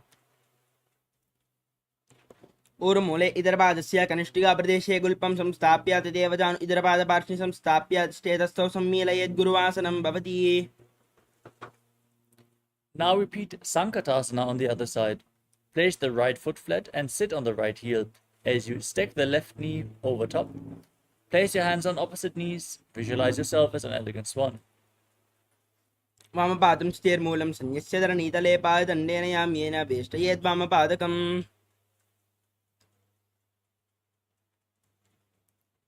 Now repeat Dhenukasana. Slide the right foot outside the hip, sit on the ground. Place your hands on the top knee, engage Uddiyana Bandha and Mula Bandha as you visualize a cow in your inner space. अनुशागी Nagar पंचदं वृषीहिलं डगल्यम्नि. Now repeat Machandrasana. Place the left foot on the right thigh and the right foot on the left knee. Bring the right arm behind your back, twist your body, hold on to opposite thighs. Gaze to your third eye and visualize Swamiji in your inner space. वामजंगपरदचिरडाने वामहस्तपिष्टीदिशाने बहुरौदचनपादहे जो यीता की नलजूपकरे सोयी. Now hold onto the feet and lean forward and down. Place your forehead on the mat in Machandrasana too as you visualize Swamiji. प्रथमजी मनोचरण जो यी वामजंगपरि राके सो यीता की AD कड़ी सोल्यावे बहुरौ युगति यह और करावे. Now rise back up and interlock your fingers. Place them on the top knee as you engage all three bandhas and visualize Swamiji in Guru Asana. ऊर्मूले इतरपादस्य कनिष्ठिका प्रदेशे गुल्पं संस्थाप्य तदेव जानु इतरपादपार्श्वे संस्थाप्य तिष्ठेतस्थौ सम्मीलयेत् गुरु आसनं भवति. Next up is Pashasana. Now place your feet flat on the mat and pull your knees against your chest with opposite hands. Press your tongue upwards in Kejari Mudra. Gaze to your third eye and visualize Swamiji in your inner space. पादले भूमौनिदाय जानुनि उर्सनिदाय विपरीतहस्ताभ्याम् ऊर्ध्वहितजङ्गे निबध्य तिष्ठेत् पशासनं भवति. Next up is Bodha Shukasana. From the same posture, now hold on to opposite wrists and place your chin on the knees. Keep your tongue up, gaze to the nose, and visualize yourself residing in an abode of bliss. दो बगदली बुबरिदेरे कोरमाहिली ऐसे करे कोरमाहिली उकड़बे से जंगा चाती अग्र निवेशे. Next up is Kurakatasana. Now bring your arms below the legs and hold on to opposite elbows. Gaze to your nose and visualize Swamiji in your inner space as you perform the Mudra Bandha.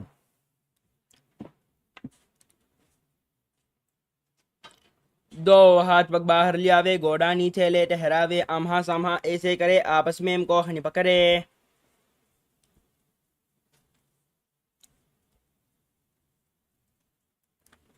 Next up is Sumati Asana. Keep your hands holding opposite elbows underneath your knees as you cross the right foot over top of the left with the toes pointing upwards. Now gaze to your nose, keep your tongue in Kichari Mudra and visualize the great sage and Maharishi Sumati in Sumati Asana. मोल द्वार धरती बरिराने दावा पग बरदज बद आने दाई बाकती कोले आवे हाथ एक अंतर ठहरावे.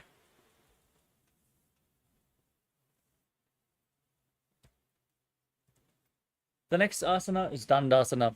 Now extend your legs forward and raise your arms up above your head. Interlock the fingers with the wrists pointing outwards. Gaze to the tip of your nose as you engage all three bandhas and visualize Swamiji in your inner space in Dandasana. इदानीं गर्भिणीनां योगाभ्यासो यथालगो सुखप्रसवलाभाय प्रोच्यते प्राक्तने पथि. Next up is Arambhasana. Now lean forward and down. Hold on to the big toes in Prana Mudra. Bring your head towards the knees as you start breathing Nadi Shodhana. Inhaling through one nostril and exhaling through the other alternatingly as you visualize Swamiji in your inner space. दो पग मिलिवा पसारी पगा का अंगूठा पकड़ी लाड़ गोड़ा लगावे. Next up is Pidukasana. Now slightly raise your knees and bring your feet one hand apart. Bring your arms below the legs and hold onto your feet from the outside as you place your head down to the mat. Gaze to your third eye and visualize Swamiji in your inner space. प्रथम बेसे दो उपाव पसारी कचुक उर्द को crore उदारे. The next asana is Jalandhari Pavasana. Now keep the soles of your feet together, feet extended away from the body. Bring your arms below the shins and keep the palms facing up. Rest your head on your feet as you gaze to your nose and visualize Swamiji in your inner space.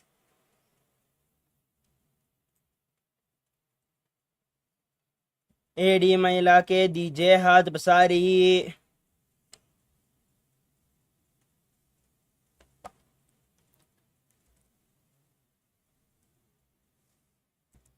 The next asana is Urdhva Paschimottanasana. With your legs extended, now lift one foot behind your neck. Lean forward and down and hold onto the front foot with both hands as you visualize Swamiji and perform the Pratyahara Pranayama. Focus on the prana flowing upward through 9 points of your body, soles of the feet, regenerative organs, the navel, the heart, the throat, the uvula, the center of the eyebrows, the top of the forehead, and the crown of your head, the Brahmarandha. पश्चिमतानवत् संस्थितं कृत्वा एकं पादं ग्रीवायां धृत्वा तिष्ठेत् ऊर्ध्वपश्चिमतानं भवति. Now, with your leg still behind your neck, lean backwards, straighten your spine, hold onto the foot behind your neck as you gaze to your nose and visualize you are infinite, endless, eternal in Anantasana. उत्तानशयनी एकैकं पायी ग्रीवायां विन्यस्य इतरहुस्तेन पावाग्रं गृहीत्वा. Next up is Ankushasana. From Anantasana, now roll onto the side of the elbow, holding onto your foot. Gaze to your nose and feel in complete control in Ankushasana. उत्तानशयिता एकैकं पादं ग्रीवायां कुर्वन् इतरहस्तं कर्णमूले स्थापयेत् तस्यैव हस्तस्य कुर्बरो भूमौ निधाय. Next up is Drushasana. As you lay on your back, now pull your knees against your chest and circle your legs with your arms and rock your body from side to side, relaxing your spine. After this intense sequence of asanas, visualize Swamiji in your inner space and still focus on the prana flowing upwards in golden light through the 9 points of your body as revealed by Mahadeva in Pratyahara Pranayama. उत्तानशयिता एकैकं पादं ग्रीवायां कुर्वन् इतरहस्तं कर्णमूले स्थापयेत्. Now repeat Urdhva Paschimottanasana on the other side. Extend your legs, lift the other leg behind your neck as you lean forward and down as in Paschimottanasana, visualizing Swamiji in your inner space. पश्चिमदानवत् संस्थितं कृत्वा एकं पादं ग्रीवायां धृत्वा तिष्ठेत्. ऊर्ध्वपश्चिमदानं भवति. Now repeat Anantasana on the other side. Lean backwards, hold onto the foot behind your neck as you gaze to your nose and visualize your infinite, eternal, endless Ananta.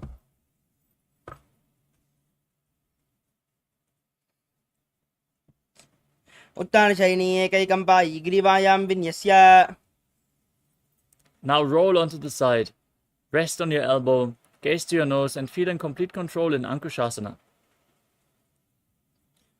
उत्तानशयिता एकैकं पादं ग्रीवायां कुर्वन् इतरहस्तं कर्णमूले स्थापयेत्. तस्यैव हस्तस्य कौर्परो भूमौ निधाय. Next up is Yoga Nidrasana. Lay on your back and one by one, lift your feet behind your neck. If you can't bring the feet behind your neck, you can pull them against your chest. Open up your hip as you gaze to your nose and visualize Swamiji in your inner space. पादाभ्यां वेशयेत् कण्ठं हस्ताभ्यां पृष्ठबन्धनं तन्मध्ये शयनं कुर्यात् योगनिद्रा सुखप्रदा.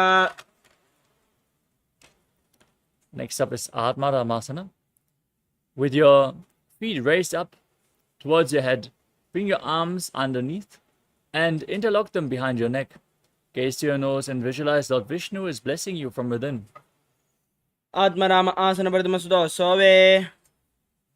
Next up is Kochikasana. Now lay down on your back and pull your knees against your chest with the soles of the feet pointing up and your arms extended out to the sides at shoulder level.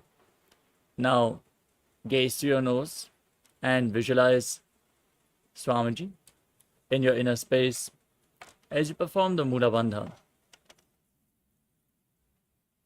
दो हाथ सीधा सा करें, तिरस ube spa करे, पकुचाई आगाने आने बहरो युगदि ऐसे विधिवाने.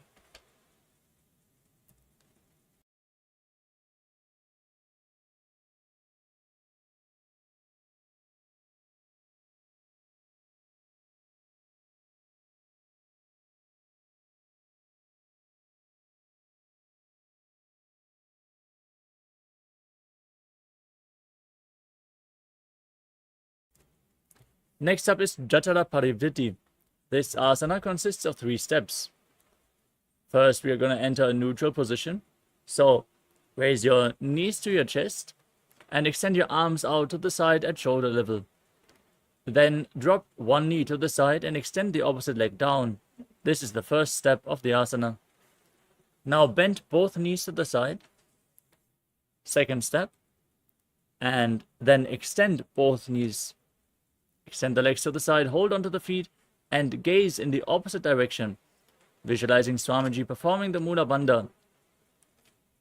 Now return to the center,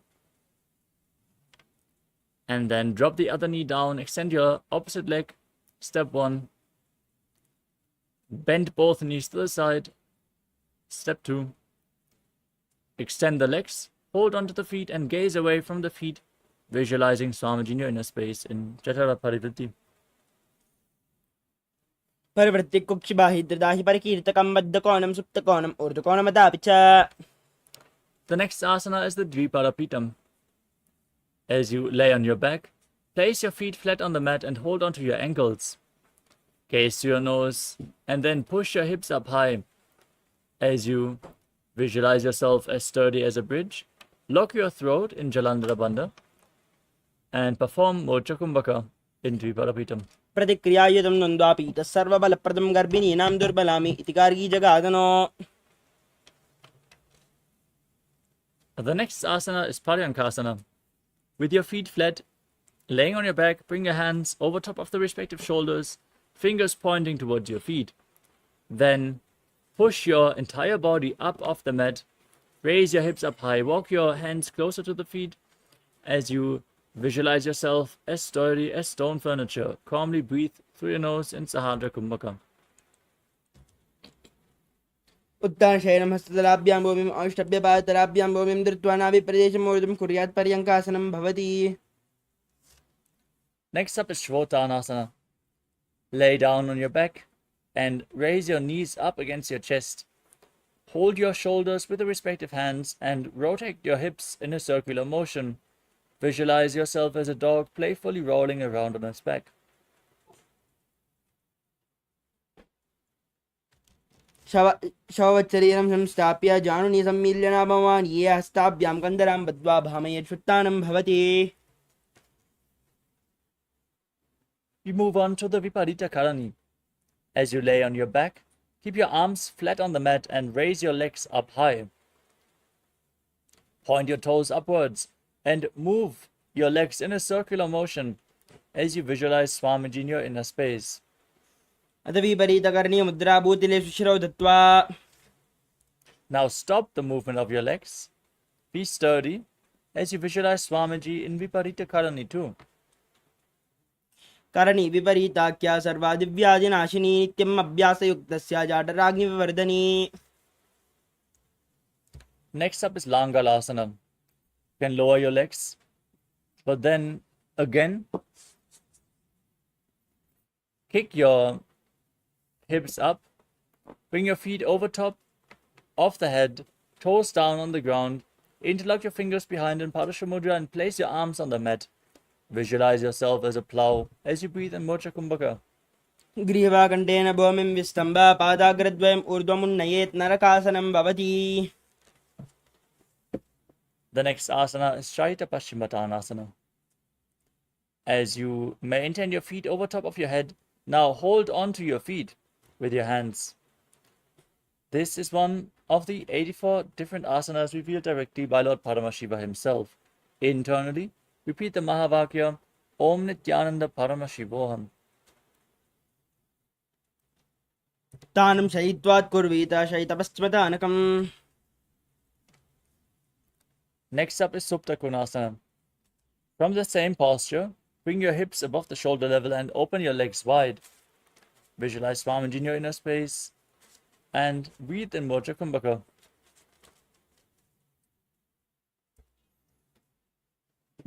परिवृत्ते कोक्षिबाहितदाहि परिकीर्तकं बद्धकोणं सुप्तकोणम् ऊर्ध्वकोणमतापि च.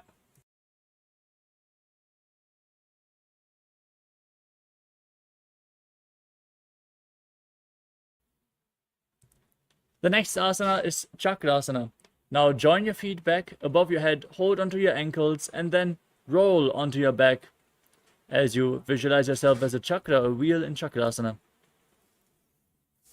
शवासनस्य द्वौ पादौ कुर्यान्मस्तकतः परौ विक्रमेण ततः शीघ्रम् एतत् सर्वस्य साधनं चक्रासने गुल्मप्लीहावतरोगादिनाशनम्.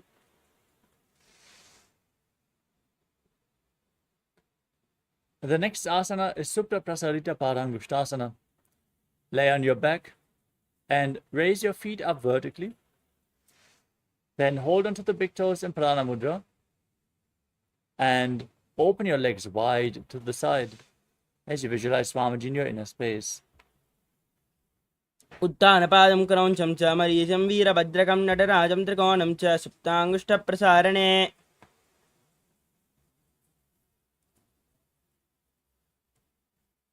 Now join your feet back together above your body. Keep holding onto the big toes. Visualize Swamiji in Supta Padangushtasana. उत्तानपादं क्रौञ्चं च मरीचं वीरभद्रकं नटराजं त्रिकोणं च सुप्ताङ्गुष्ठप्रसारणे. Next up is Matsyasana. From Supta Padangushtasana, now cross your legs into Padmasana. Lay on your back and bring your arms above the head, holding onto opposite elbows behind your neck. As you gaze to the tip of your nose and visualize Matsya, the fish avatar of Lord Vishnu. मुक्तपद्मासनं कृत्वा उत्तानशयनाच्चरे कोर्पराभ्यां शिरो वेत्स्य मत्स्यासनं तु रोगः. Next up is Parasharamasana. From the same posture, now place the backside of the right hand onto the left palm, palms facing up above your head. Gaze to your nose and visualize Lord Rama in your inner space. प्रथमकरे पद्मासन आचे सुदोषो वेभो परिपाचे. Next up is Sarvangasana. As you lay on your back with your legs in Padmasana, bring your hands to the lower back and kick your knees and hips up off the ground. Hold your lower back, elbows on the ground supporting your body. Lock your throat in Mocha Kumbhaka. Gaze to the nose and visualize Swamiji in your inner space. अथवा क्षेत्र संक्षेपात् सर्वांगासनमुत्तमं यत्कृत्वा योगनमनो विद्याभिः पण्डितो यथा. Next up is Vrishikasana. Lay down on your back and place one foot onto the opposite thigh. As you pull the opposite knee against your chest, raise your arms up above your head and hook your fingers forward as you gaze up towards your third eye and visualize yourself as a scorpion in Vrishikasana. पद्मशयन सुदोषी शके shaky सन्धि सुदाके. Now place the opposite foot onto the opposite thigh. Repeat Vrishikasana, the scorpion posture on the other side. प्रथमशयन सुदोषी शके shaky सन्धि सुदाके. The next asana is Vrishaparakshipasana. Lay down on your back and interlock your fingers behind your neck in Palashamudra. As you raise your legs up off the mat and alternate pulling one knee in towards your chest back and forth as you visualize Swamiji in your inner space. उत्तानशयनं कृत्वा अल्लं स्कन्दरां बद्ध्वा कोर्परो मिलित्वा नितम्बेन भूमिं स्पृष्ट्वा एकं पादं प्रसार्य एकेन पादेन सव्यदक्षिणं भ्रामयित्वा वशपादक्षेपः भवति. Calmly breathe through your nose as you place your hands next to the hips and then raise one knee up and touch your respective ear again and again as you visualize Swamiji in Maruttanasana.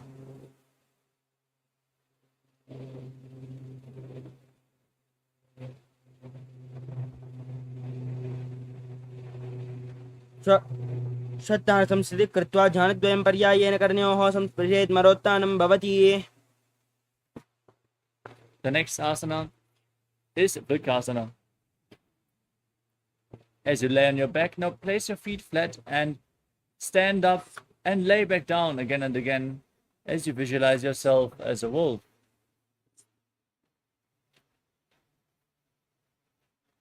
अत उत्तानशयनं कृत्वा पादलाभ्यां भूमिं धृत्वा उत्तिष्ठेत् वृकासनं भवति.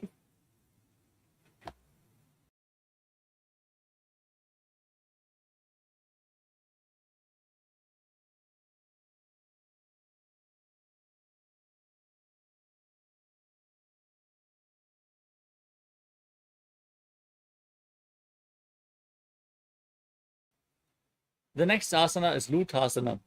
As you lay down on your back, kick your legs over your head and roll over again and again as you visualize Swamiji in your inner space and finally end in a prone position on your stomach.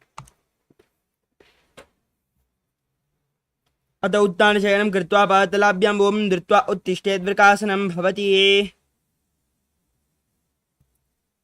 Next up is Sadatasana. As you lay on your stomach, keep your hands next to the shoulders, the toes pointing back. Contract your lips, make a whistling sound with your mouth as you inhale, visualizing yourself as a chariot carrying warriors into a battle for Dharma on your chariot back in Sadatasana. उत्तानशयनं पादौ शिरौ लङ्गौ भूमौ स्थापयित्वा निब्जं भूयाति निब्जं शयनं वृष्टिं भूमौ निधाय. Next up is Dehalyulanganasana. As you push your hands into the mat, raise your body up into a plank position and then jump your feet in between the hands back and forth again and again as you visualize yourself go beyond body and mind in Dehalyulanganasana.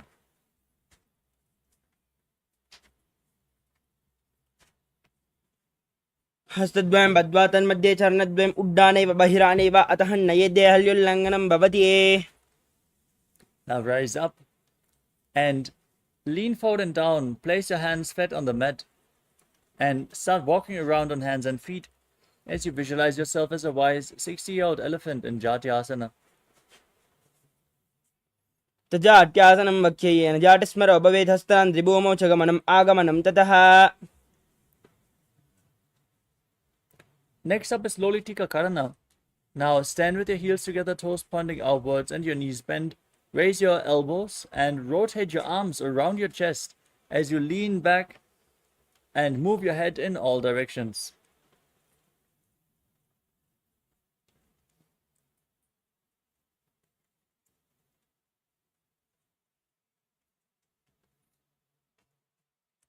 Next up is Sarapasana. Now tie your feet with a rope if you have a rope available and stand erect on the mat like a rod. Now place your hands on the thighs, keep your elbows close to your body as you visualize your Kundalini Devi rising and curling upwards around your body in Sarapasana. अथ सर्पासनं वक्षे वायुपानाय केवलं शरीरं दन्तपत्यष्टे दर्जुबद्धस्तु पादयोः. Next up is Ushtra Sadhanasana. As you lean forward and down, place your hands on the mat and hold onto your toes from the front. Step your toes on your fingers and rock around on the mat as you visualize yourself as a camel. मुष्टिकनिष्ठिकाप्रदेशेन भूमौ निधाय उपरिपादतले संस्थाप्य अश्वशरीरं चलनीयम् अश्वासनं भवति. Next up is Ashvasana. Maintain the same posture. Lean forward and down and hold onto the feet from the sides as you walk around on the mat, visualizing yourself as a horse. मुष्टिकनिष्ठिकाप्रदेशेन भूमौ निधाय उपरिपादतले संस्थाप्य अश्वशरीरं चलनीयम् अश्वासनं भवति. The next asana is Kapota Nitakasana. As you stand on the mat with your feet together, interlock your fingers behind your body and pull your hand down towards your calves, opening up your chest widely, leaning back and visualizing yourself as a soaring bird diving. पादतले भूमौ निधाय पृष्ठभागेन हस्तौ जङ्घापर्यन्तं नीत्वा कपोतनिटकं भवति. Next up is Tala Pushpaputam Karana. As you stand with the heels together, toes pointing outwards, your knees slightly bent, join your hands in Namaskara Mudra and bow down to one side, opening up the palms and raising the respective heel of the ground as you visualize yourself holding a bouquet of flowers and offering it to Paramashiva.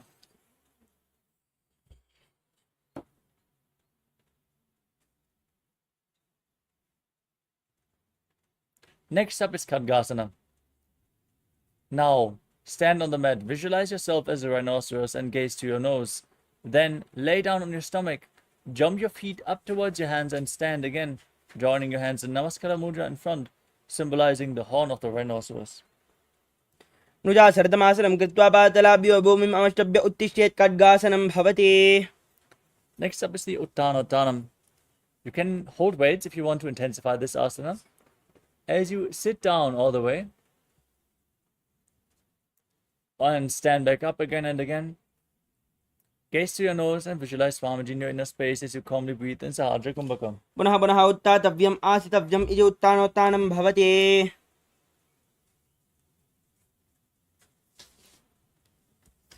The next asana is Musalasana. Now raise your arms up above your head and jump repeatedly as you visualize yourself as a mace. सरलं स्थित्वा ऊर्ध्वं बाहु नयेत् वारं वारम् उड्डानं कुर्यात् नयेत् मुसलानं भवति. Next up is Uchirshakasana. Now hold on to one foot and pull it against your chest as you sit down and stand back up with the other leg, alternating on both sides. Gaze to your nose and visualize Swamiji in your inner space. हस्तद्वयेन धृत्वा तिष्ठेत्. Next up is Parshvajanukarana. Now stand with one foot pointing outwards and the knee bent as you raise the other heel against your chest and circle the leg with your arm, hand in a fist, as you place the other hand on the respective inner thigh with the fingers pointing inwards.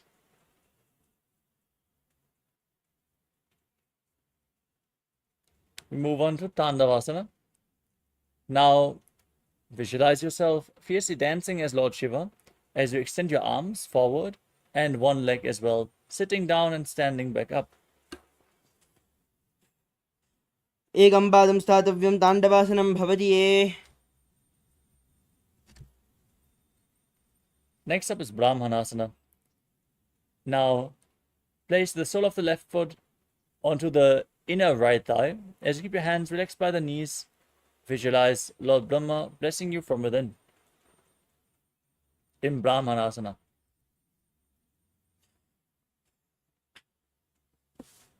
ब्राह्मणासनमावक्ष्ये यत् कृत्वात् ब्राह्मणो भवेत्. Next up is Garudasana 3. Now bring the left leg over top of the right and hook the left toes behind the right calf. Bring the left arm below the right and join your hands in Namaskara Mudra as you visualize yourself as Lord Garuda. उत्तानकौर्मबीजं च संहस्गारुडमेव च वादायनं गोमुखं च भारद्वाजं त्रिविक्रमम्. Next up is Ekapadasana. Now raise the left foot onto the right thigh. Keep your hands relaxed by the side as you stand one-legged, visualizing Swamiji in Ekapadasana. उत्तानकौर्मबीजं च संहस्गारुडमेव च वादायनं गोमुखं च भारद्वाजं त्रिविक्रमम्.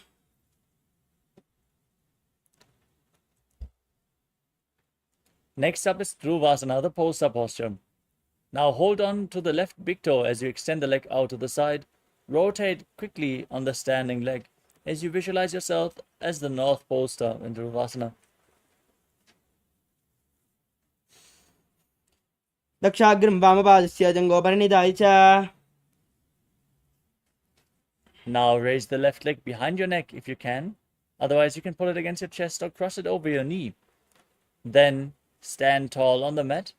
You can hold on to a solid object for balance if you need. As you then sit down and stand back up, visualizing Lord Vishnu blessing you from within into the Vikramasana.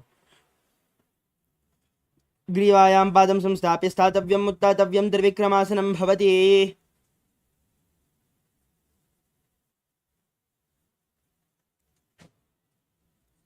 Next up is Parshvajanukarana on the other side. Now pull the other knee against your chest and circle it with your arm, hand in a fist.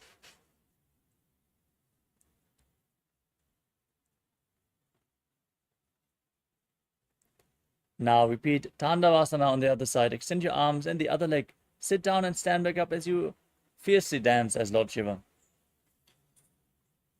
एकेन पादेन स्थातव्यं ताण्डवासनं भवति. Next up is Brahmanasana on the other side. Now place the right foot to the inner left thigh. Keep your hands relaxed by the side as you visualize Lord Brahma blessing you from within.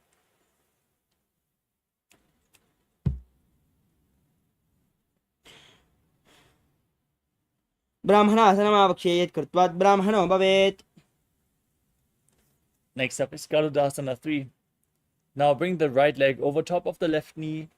Hook the toes behind as you bring the right arm below the left. Join your hands in Namaskara Mudra and visualize yourself as Lord Garuda.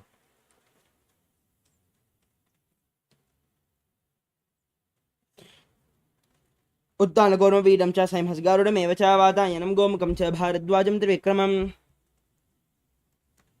Next up is Ekapadasana on the other side. Now place the right foot on the left thigh and keep your hands relaxed by the side as you visualize Swamiji in your inner space. दक्षाग्रं वामपादस्य जङ्घोपरिणिधाय च. Now hold on to the right big toe in Prana Mudra. Extend the leg out to the side and visualize yourself as the North Pole Star as you quickly rotate on the standing leg in Dhruvasana. एकेन हस्तेन दण्डरूपस्य एकस्य पादस्याग्रं धृत्वा. Now bring the right leg behind your neck. Stand tall on the mat. Sit down and stand back up. Perform the 3 steps of Lord Vishnu in Trivikramasana as you visualize Lord Vishnu blessing you from within. एकेन पादेन स्थातव्यं तातव्यं ताण्डवासनं भवति. Next up is Samanaka Karana. Now stand erect on the mat. Keep your heels together, toes pointing outwards. The hands slightly extended away from your body, fingers pointing one by one in this neutral posture. After this intense sequence of asanas, let's get ready for the final 100 asanas of this sequence. Starting off with Gorak Anjali Asana. Now squat down and bring your arms in between the legs from the outside, interlocking the fingers in Padusha Mudra. And as you squat down all the way, bring the finger lock towards your navel and visualize the great sage Gorakhnath, founder of the Natha Yoga Hindu Sampradaya. As you breathe in Jivachala Kumbhaka, inhale all the way, hold your breath and move the retained prana freely within your system.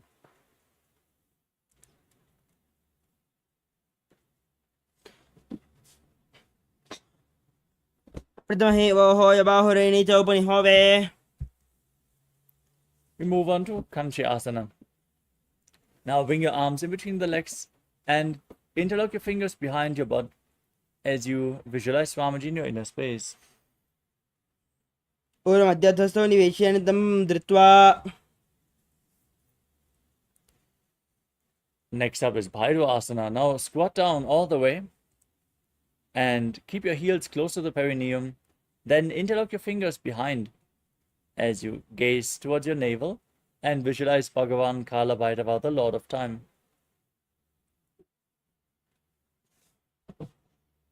Do Bhagagita Lekhi Mahili Kaur Milave. The next asana is Varahasana. As you squat with your feet flat, bring your hands above and behind your head. Join your hands in Anjali Mudra. Bring your elbows close to your head as you gaze to your nose and visualize yourself as Varaha, the boar avatar of Lord Vishnu.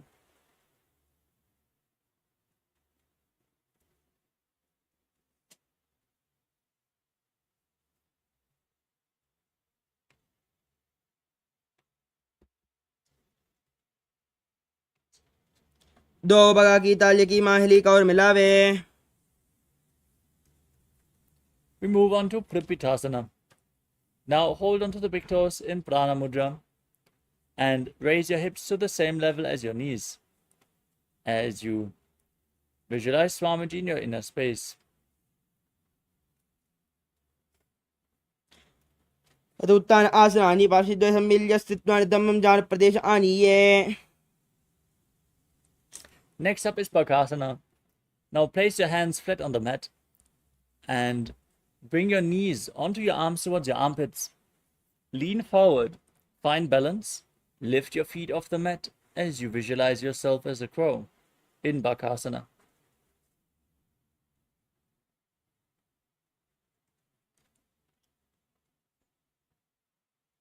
Aduttan Asanani Pashidya Samilya Stitwan Dhammam Jan Pradesh Aniye. Next up is Sushtanga Kapalyasana. With your hands flat on the mat, your knees onto your arms,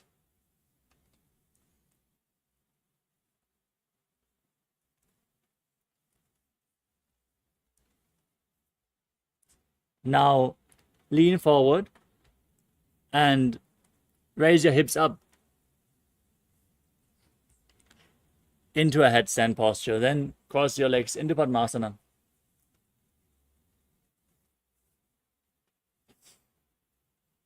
Asnaki Gunakabala Ato Hoi.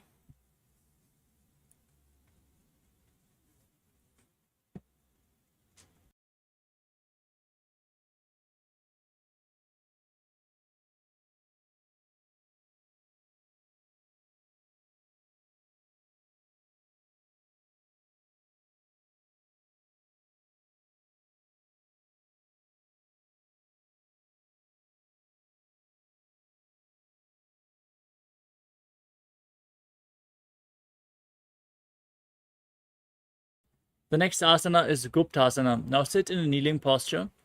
Keep your heels outside the hips and the toes touching behind your body as you rest your hands on the knees. Gaze to your nose and visualize you're sitting in the secret seat with Paramashiva and Guru.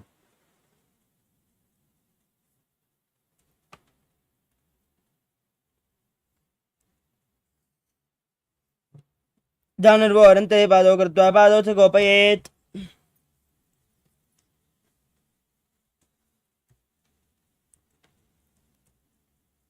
The next asana is Vrikshasana too. Now place your palms on the ground and raise your legs up into a handstand posture. You can lean against the wall or ask a partner to assist you in the performance of this asana. It should be performed by everyone to purify the 7 chakras. Now visualize yourself as a tree with deep roots growing into the ground.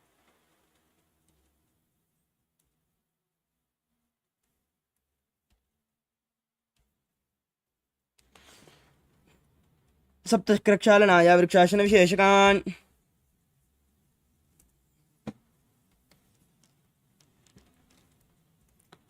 The next asana is Shibo asana. Maintain the handstand, gaze to your third eye and visualize tejas flowing to your third eye. दो बगजो इमा हे गुल्प मिलाएं Gently lower your body down and place your hands flat on the ground, shoulder width apart. As you lower your body down and push it back up again and again, visualizing yourself as a fish in Matsyasana too. निब्जं शयनं कुर्परो पार्श्वभागायां मृद्वाकृत्ये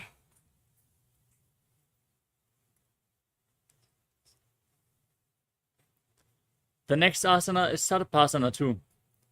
As you lay on your stomach, now place your hands on the hips, raise your chest and move it from left to right as you visualize and move your body like a snake.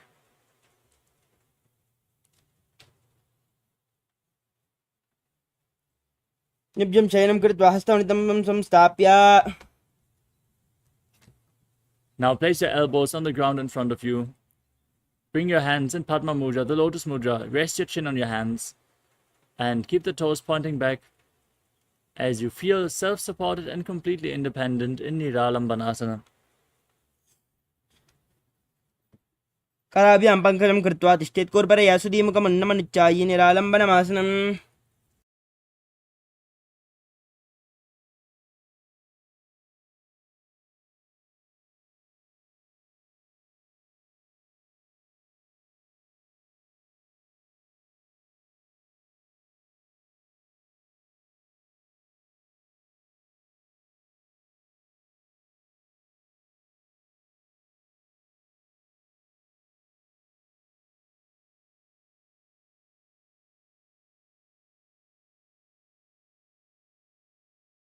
The next asana is Chaturasana.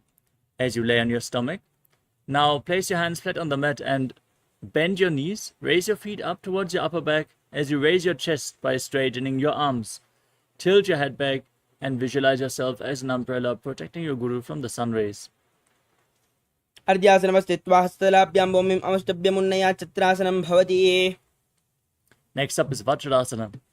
Now sit with your feet flat on top of your heels. Lean forward and down as you extend your arms. Place your palms on the mat and your forehead on the ground as well. Gaze to your nose and visualize yourself as Vajra, the weapon of Indra, symbolizing your indestructibility. इदानीं गर्भिणीनां योगाभ्यासो यथा लघु सुखप्रसवलाभाय प्रोच्यते प्राक्तने पतिये Next up is Meshasana. With your hands flat on the mat, raise your hips up into Gajasana and alternate striking the ground with your hands as you visualize yourself as powerful as a ram. गजासनं संस्थितौ एकैकं बाहुं भूमौ ताडयेत् मेषासनं भवति Next up is Ajjasana. From Gajasana, now raise your hips up and slowly lower your forehead down towards the ground as you visualize yourself as unborn, existing for all eternity. गजासनसंस्थितौ पादद्वयं ममतराळे कृत्य मस्तकेन भूमिं स्पृष्टा अजासनं भवति We move on to Dhanantarasana. Now sit in a kneeling posture. Hold onto the big toes and pull them close towards your perineum. Then place your hands on your thighs or your knees. Gaze to your nose. Visualize Swamiji in your inner space. Breathe in Ujjayi Pranayama. Make an ocean-like sound with your mouth. पूर्वविधिपरिभगतली सम्पूर्णशोर एडी मिलिराशे Next up is the Angamotanam. Now interlace your fingers in front and move your arms from left to right, up and down in all directions, giving massage to various different joints and muscles of your body. Then repeat the movement behind your back as well as you visualize Swamiji in your inner space. हस्तयोरङ्गुलिर्बद्ध्वा हस्तयोर्मध्यात् सर्वम् अङ्गमङ्गमं निक्षित्य तिष्ठेत् अङ्गमोत्तनम्. Next up is Garudasana form. As you sit in Vajrasana on your heels, turn your feet sideways so the toes are pointing outwards. Place your hands on the knees as you visualize yourself as Lord Garuda flying Lord Vishnu and Lakshmi on his back. जङ्गोरभ्यां दरां पीड्य स्थिर्कयोद्विजानुनो जानुपरिकरद्वन्द्वा गरुडासनमुच्यते. Next up is Ananda Mandirasana. As you sit with your feet flat, the knees open wide, bring the front of your buttocks on the ground and hold on to your ankles. Gaze to your third eye and visualize yourself residing in the blissful space of a temple.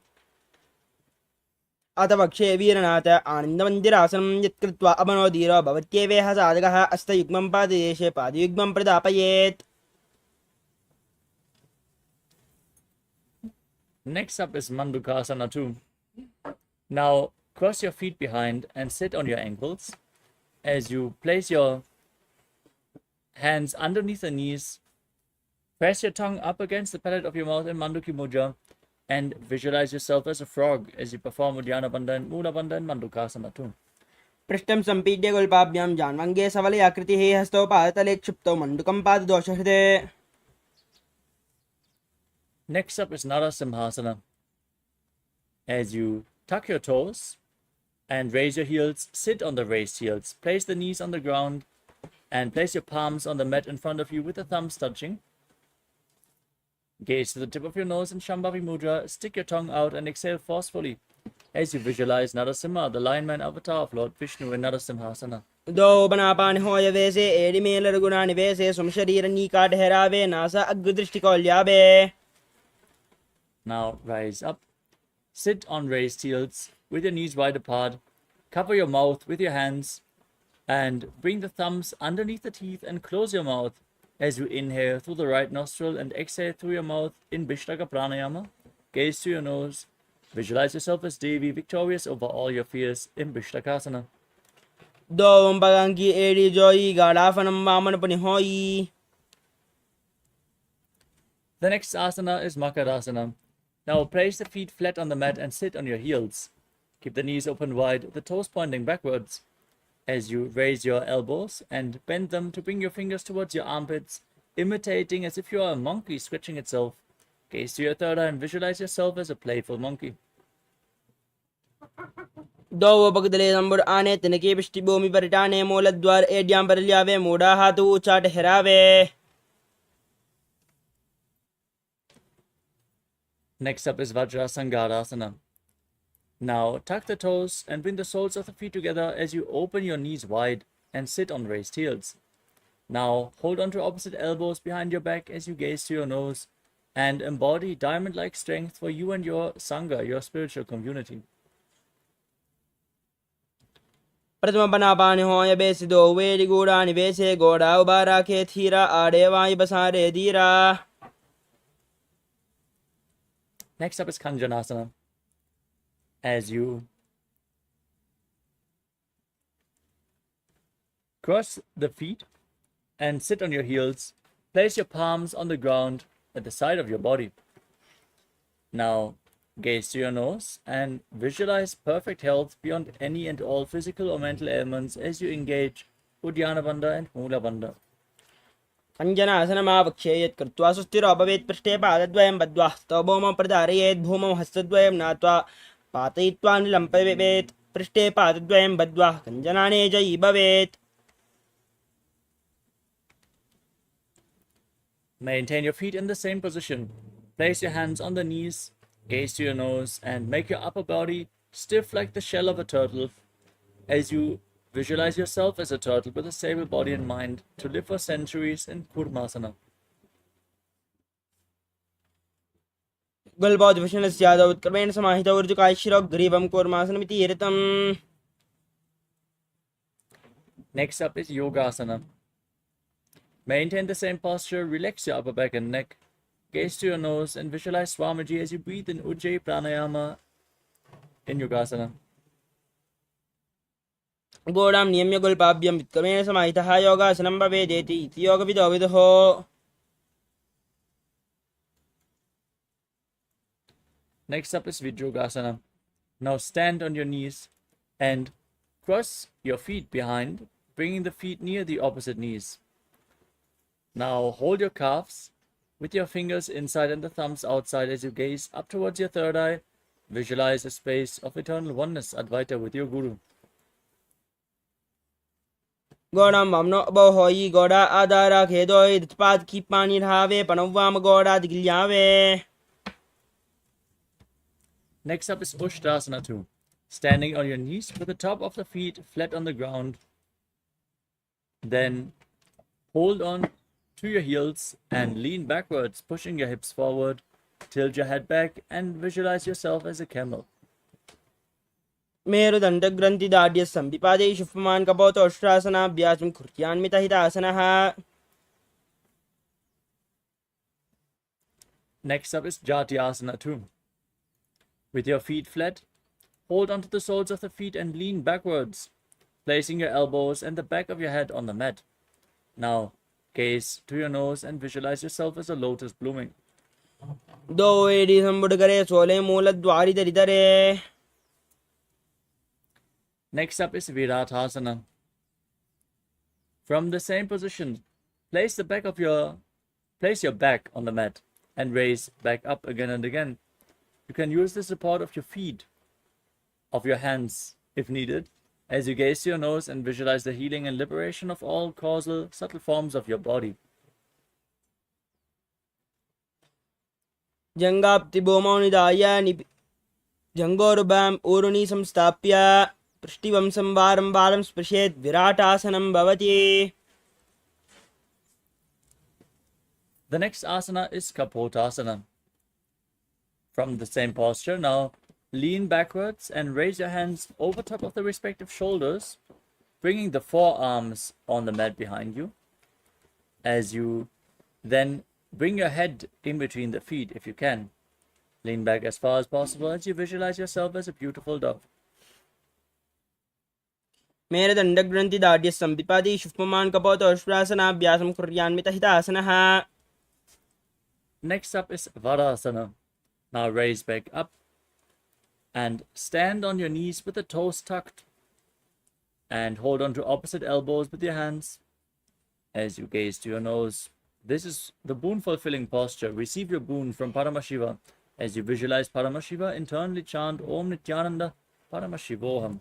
जानने भूमौ संस्थाप्य हस्ताभ्यां बाहु परस्परं धृत्वा सरलं तिष्ठेत् वरासनं भवति. Next up is Varahasana 2. With your toes tucked, place your perineum on the raised heels and place your forearms on the ground in front of you. Rest your face on your hands as you visualize yourself as Varaha, the boar avatar of Lord Vishnu. सूर्यं चन्द्रं वेदनानि कथयन्ते कूर्परो भूमौ स्थापयित्वा.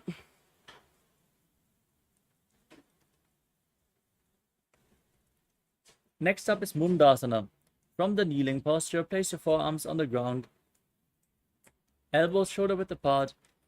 As you interlock your fingers, place your head on the mat and support it with your hands. As you gaze to your nose and raise your legs up into a handstand posture. Visualize yourself as a lob tree as you breathe in Sahadra Kumbhaka. अधोमुण्डासनं भक्षे सर्वेषां प्राणिनां सुखम् ऊर्ध्वमार्गे पदे दत्त्वा धारयन् मारुतं सिद्धिः. Next up is Andhasana. From a kneeling posture, with your feet flat, lean forward and bring your head in between the knees. Hold your head with both hands, elbows outside the knees. As you gaze to your nose and inhale through the nose, exhale through your mouth in this asana, visualizing Swamiji in your inner space. पद्मभगतली समट हरावे कोरमा हिरे उभय मिलावे पनापानी हुकड़ करबे से दो very गूढ़ा निवेसे. Next up is Viparita Shalabhasana. Now lay down on your stomach. Hold weights if you want to intensify this asana. as you bring your arms up above your head and then raise your legs and chest and arms off the mat, visualizing yourself as a locust. शलभासन भेदाश्चानदबेरुण्ड नामकेकन्दबेरुण्ड शैते शीर्षदण्डासनं तदा. The next asana is Kapalasana. As you lay on your stomach, now bring your hands flat next to your hips, place your forehead on the ground, and raise your legs up. Visualize a skull representing the mind with purified thoughts and a strong will to attain enlightenment in Kapalasana, the skull posture. कपालम्बो मौनिदाय ऊर्ध्वं पादौ नयेत् कपालासनं भवति. The next asana is Akasha Kapotasana. Now keep your arms flat on the mat and raise your hips up. Bring your feet over top of your head and place them on the ground in front of your face as you visualize yourself as a free and open dove. उच्छ्वासने स्थित्वा चरणौ भूमेरुत्थाप्य मस्तकोपरि नीत्वा पृष्ठपादेशेन भूमौ स्थापयेत् आकाशकपोतं भवति. Next up is Chatakasana. Now sit in a kneeling posture and lean forward and down, placing your forearms on the mat. Be sturdy and visualize yourself as a sparrow. पूर्वरापर्यन्तौ हस्तौ धरामौष्टिभ्यजानुनी नाभौ सङ्कुच्य तिष्ठेतं चरकासनं भवति. The next asana is Vrishikasana too, with your forearms on the ground. Now raise your hips and then kick your legs up, bringing your feet over top of your body. Try to touch your head with your feet if you can, as you visualize yourself as a scorpion. यश्चैव पुच्छः प्रतिमाङ्घ्रिपार्श्वे धृत्वा शीर्षे चुबकं विदार्य कौ यत्रेति सन्तिष्ठति साधकस्त्वं विशापहं वृश्चिकसंयमासनम्. We move on to Vrishasana. Now sit on the right heel as you keep the left foot outside the hip. Place your hands in front of your knees and visualize yourself as a bull as you gaze in Vaishnavi Mudra, gazing outwards but not focusing on any external object. Inhale forcefully through your nose, hold your breath, and then slowly exhale again through the nose in Antaranga Kumbhaka.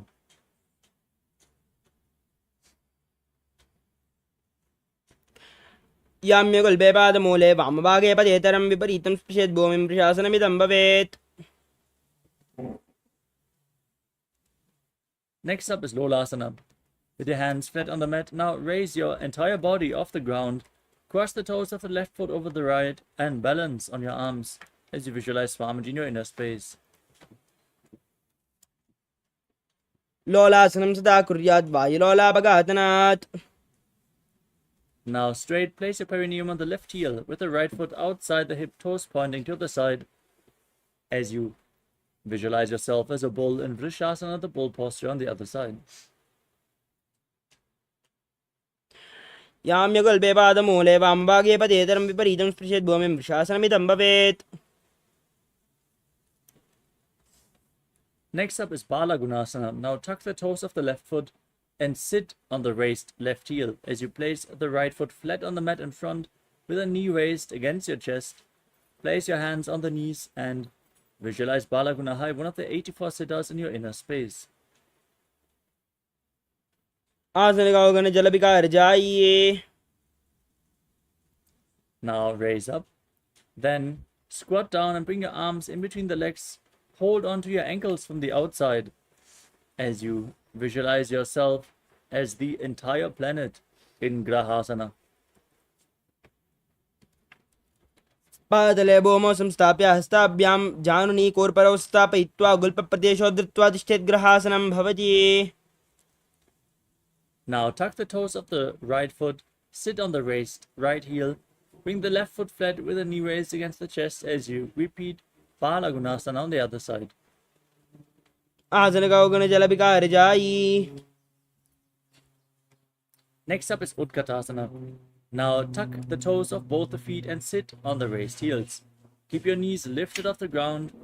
Place your hands on the knees, holding onto weights if you want to intensify this asana. As you visualize Swamiji in your inner space, keep breathing in Antaranga Kumbhaka. आसन गगन जल विकार जाई. Next up is Vajrasangarasana 2. As you sit with the soles of the feet together on raised heels, keep your knees wide apart and hold onto opposite elbows behind your back. Visualize Swamiji in your inner space and perform the Mula Bandha. प्रथम बनापानि होय जैसे दो वेद गोड़ा निवेशे गोड़ा उबारा खेथिया आड़े Y पसारे दीरा. Next up is Anilasana. Now place your palms on the ground and step your heels onto your hands. As you squat down all the way, keep your arms straight, gaze to your nose and visualize you are able to live off of air alone. दो हाथ भूमि पर जाने कहुनी जाड़ियां भी लगाने. Next up is Padukasana. Now stand up and place your hands on the ground in front of you with the fingers pointing towards your body. Step your feet onto your fingers and wrap your hands around the feet like shoes. Then walk around on the mat, visualizing yourself wearing padukas and walking across India. दो हाथ भूमि पर जाने कहुनी जाड़ियां भी लगाने. Next up is Kukkutoddanasana. As you place your hands flat on the mat, kick your legs up and let them fall back down again and again, visualizing yourself as a rooster. हस्ततलयोः पादतले कृत्वा तिष्ठेत् गच्छेत् पादुकासनं भवति. The next asana is Viparita Nrityasana. As you keep your hands flat on the ground, raise your legs up and move around on two hands, dancing. Feel yourself become free of all inhibitions.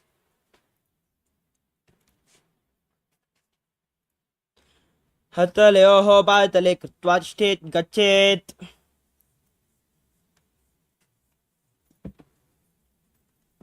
Next up is Kunjarasana. As you stand on the mat, bring your feet apart and place one palm flat on the mat. As you raise the other hand towards your head, visualize Swamiji in your inner space. Breathe calmly through your nose in Sahajra Kumbhaka. अथ वक्षे महादेव कुञ्जरासनमुत्तमं करेण ऐकेन पादाभ्यां भूमौ तिष्ठेत् शिरः करः. Now place the other hand on the mat. Repeat Kunjarasana on the other side. अथ वक्षे महादेव कुञ्जरासनमुत्तमं करेण ऐकेन पादाभ्यां भूमौ तिष्ठेत् शिरः करः. Next up is Kadambasana. Now squat down all the way and hold onto your ankles. As you raise your feet off the mat, visualize yourself as a Kadamba tree, a pious tree that promotes a long life. पार्ष्णिभ्यां भूमिम् अवष्टभ्य हस्तद्वयेन गुल्पा धृत्वा तिष्ठेत् कादम्ब भवति. Next up is Pavana Muktasana. Now sit with your feet flat in front of you and pull opposite knees against your chest with your hands as you visualize any excess vata being released from or balanced within your system. द्वयोस्तु पादयोः पाणिं लात्वा स्वस्वनितम्बके जानुनी वक्षसि साधुर्बभ्रतीकरबन्धनैः. The next asana is Chakorasana.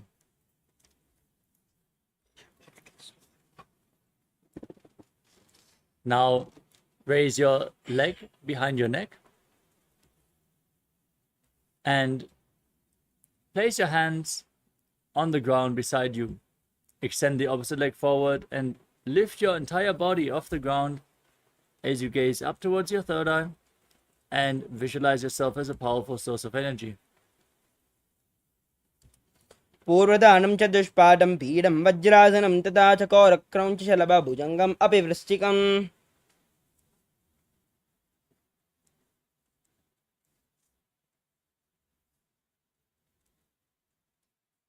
We move on to Dhanurasana 2. As you keep the leg extended forward and the other foot bent, hold on to the big toes in Prana Mudra with the respective hands. As you pull the other foot towards your ear, visualize yourself as a bow. पादाङ्गुष्टौ तु पाणिभ्यां गृहीत्वा श्रवणावधि धनुराकर्षकाकृष्टं धनुरासनमीरितम्.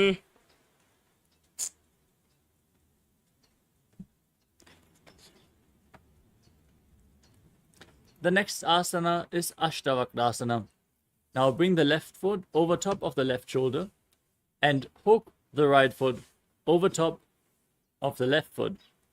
Now extend the legs out to the side and lean forward.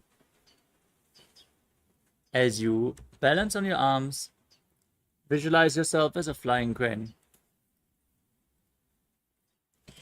वासिष्ठमतकौण्डिन्यं ऊर्ध्वककुटमेव च अष्टावक्रमतोत्थानं मयूरं सेतुबन्धनम्.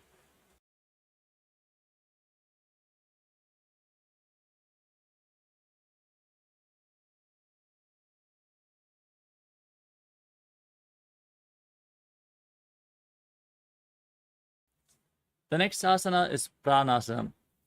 Now place the right foot onto the left thigh and place the left foot flat on the ground, raising the left knee. Bring your shoulder underneath the raised knee and press the right knee down towards the mat.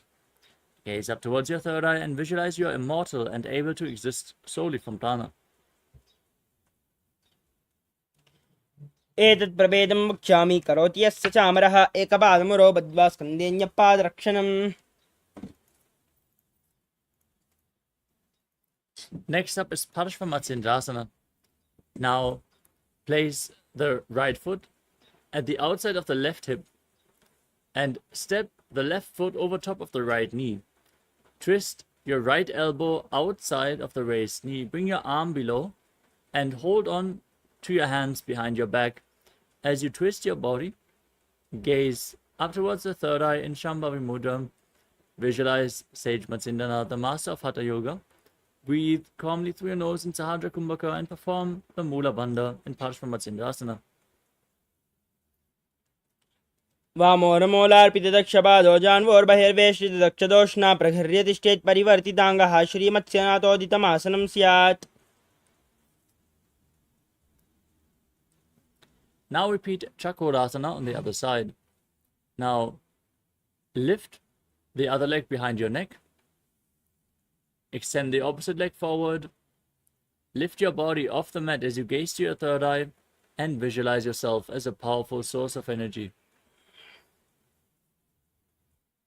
पूर्वतां चतुष्पादं पीतं वज्रासनं तथा चकोरक्रौञ्च शलभभुजङ्गम् अपि वृश्चिकम्. Now repeat Dhanurasana 2. Hold on to the big toes and pull the other foot towards your ear as you visualize yourself as a bow. Calmly breathe through your nose in Sahadra Kumbhaka. पादाङ्गुष्टौ तु पाणिभ्यां गृहीत्वा शरणावधि धनुराकर्षकाकृष्टं धनुरासनमीरितम्. Now repeat Ashtavakrasana on the other side. Bring the right foot over top of the respective shoulder. Hook the left foot over top of the right and extend your legs out to the side. Lean forward, find balance. Lift your body off the mat as you visualize yourself as a flying crane.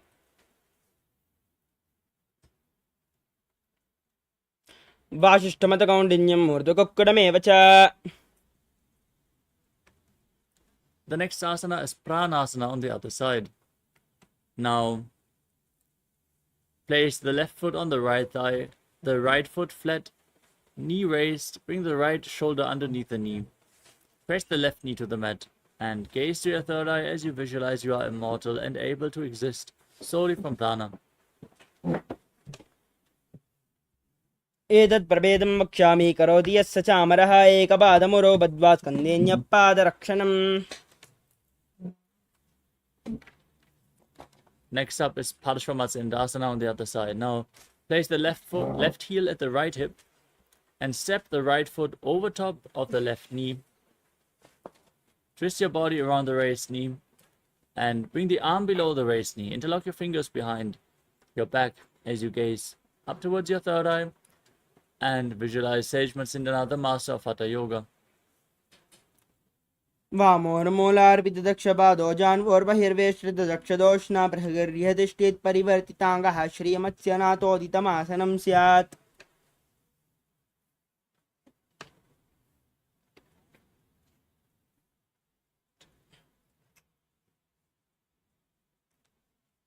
The next asana is Ardha Paschimottanasana. Now press your left heel against the perineum and lean forward and down, keeping the right leg extended as you hold onto the front foot. Bring your head towards the knee. Visualize Swamiji in your inner space and perform the Jivachala Kumbhaka. Retain your prana and move it freely within your system by the force of your will, as revealed by Lord Shiva. एकं पादं प्रसारे एकं पादस्य पार्श्विनाश्विनी. Next up is Crown Chasana.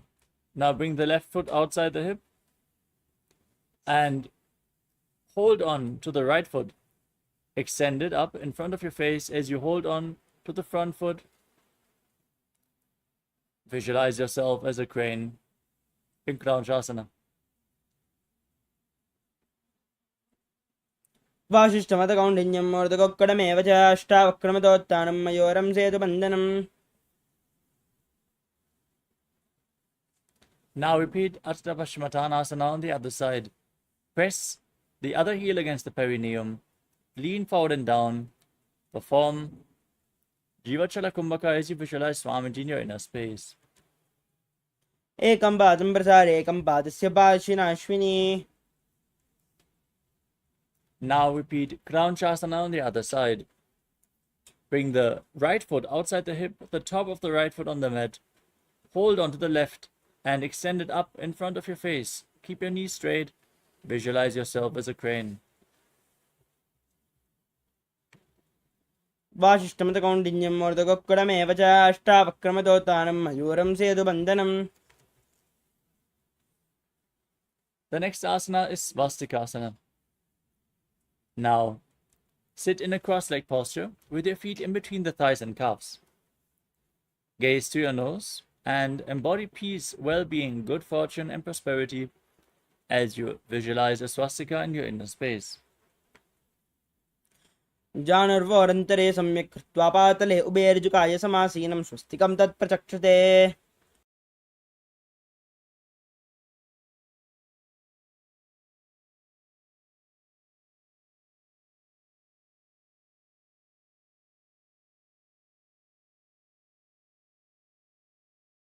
Next up is Gorakshasana.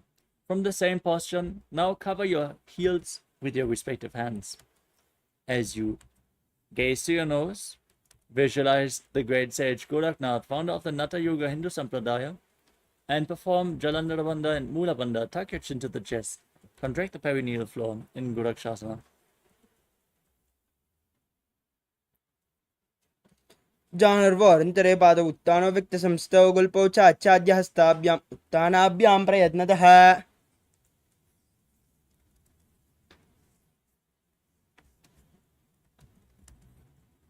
Next up is Bhagasana 2. Now press your left heel against the perineum and place the right foot onto the left thigh. Gaze to your third eye. Visualize Swamiji. Meditate on Arihanta, the Lord, the Enlightened One. As you get ready to enter Shanmukhi Mudra, inhale all the way. And then close your lips with little and ring fingers, the nostrils with the middle fingers, the eyes with the index fingers, and your ears with your thumbs. वामपार्श्वगुणं संस्थाप्य दक्षाग्रं वामजगने.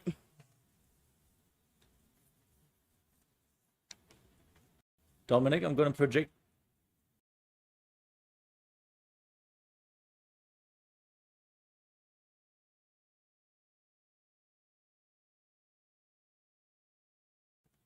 The next asana is Yogasana 2.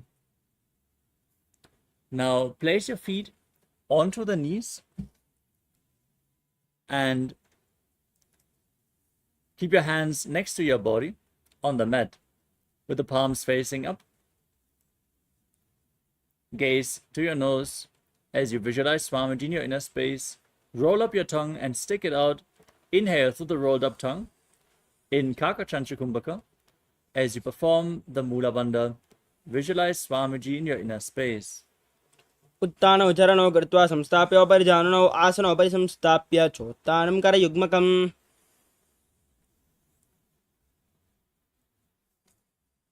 Next up is Urdhva Kukutasana. Now rotate your hands at the side, press your palms into the mat and lift your body up as you sit in Padmasana, visualizing yourself as a rooster. वासिष्ठमदकौण्डिन्यं मूर्तकुक्कुटमेव च अष्टावक्रमतोत्तानं मयोरं सेतुबन्धनम्. Now bring your hands in between the legs and place your palms flat on the mat as you remain seated on the ground. Don't lift your body up. Gaze to your nose and visualize Swamiji in your inner space in Siddha Haratali Asana. प्रथम पद्मासन गोकरे हस्तदो वो गोड़ा संदिदेरे ube हथेली बोदेरी राके पोचा गोड़ा संदिदाखे. Next up is Hamsasana.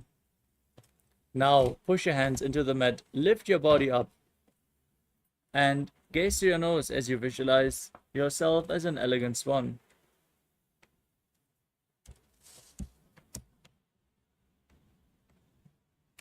कुक्कुटासने स्थित्वा स्कन्दपर्यन्तम् ऊरुन् नीत्वा तिष्ठेत् हंसासनं भवति. Next up is Karmukasana.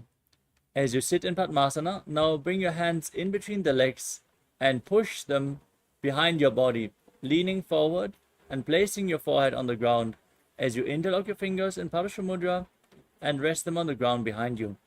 Visualize yourself as Pinaka, Lord Shiva's bow. प्रथम पद्मासन गोकरे गोड़ा संधिमाहि करिदरे तरापहारी दुसारी करे दोवो आने कोन्या उपरि समदिले ठाने. Next up is Kurmasana too.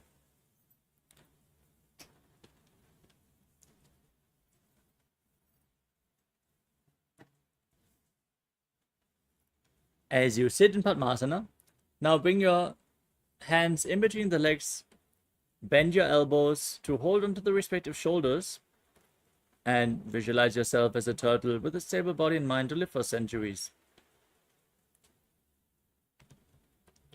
बामी जंगवर दक्षिण पावा दहिनी जंगवर बामिल्यावे.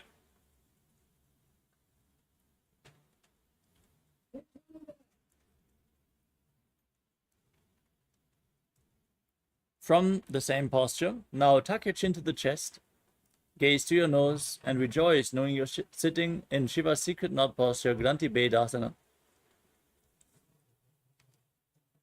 अथ वक्षे नीलकण्ठ ग्रन्थिभेदासनं शुभं न्यत्वा रुद्रोपवेक्षिप्रं सूक्ष्मवायुनिषेवनात् कृत्वा पद्मासनं मन्त्रे अङ्गुष्ठजङ्गयो हृदये करौ कोर्परो पर्यन्तं वेदे स्कन्धधारणम्.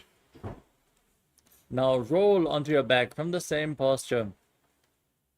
Keep your legs in Padmasana and hold onto the respective shoulders with your arms in between the legs as you gaze to your nose and embody a turtle laying on its back in Uttana Kurmasana. कुक्कुटासनबन्धस्थं कराभ्यां धृतकन्दरं पीठं कूर्मवदुत्थानम् एतदुत्थानकूर्मकम्. Now sit back up into Padmasana as you bring your arms in between the legs, placing one palm flat on the mat, holding its wrist with the other hand, and then lifting your entire body off the ground as you visualize yourself as a rooster in Pangu Kukkutasana.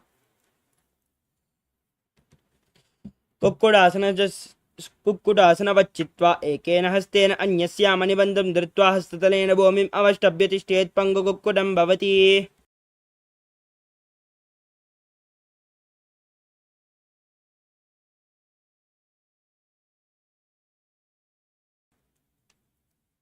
Now repeat Pangu Kukkutasana on the other side. Place the other hand on the mat, lift your body up. Visualize yourself as a rooster. कुक्कुटासनवच्चित्वा एकेन हस्तेन अन्यस्यामनिबन्धं धृत्वा हस्ततलेन भूमिम् अवष्टभ्य तिष्ठेत् पङ्गुकुक्कुटं भवति.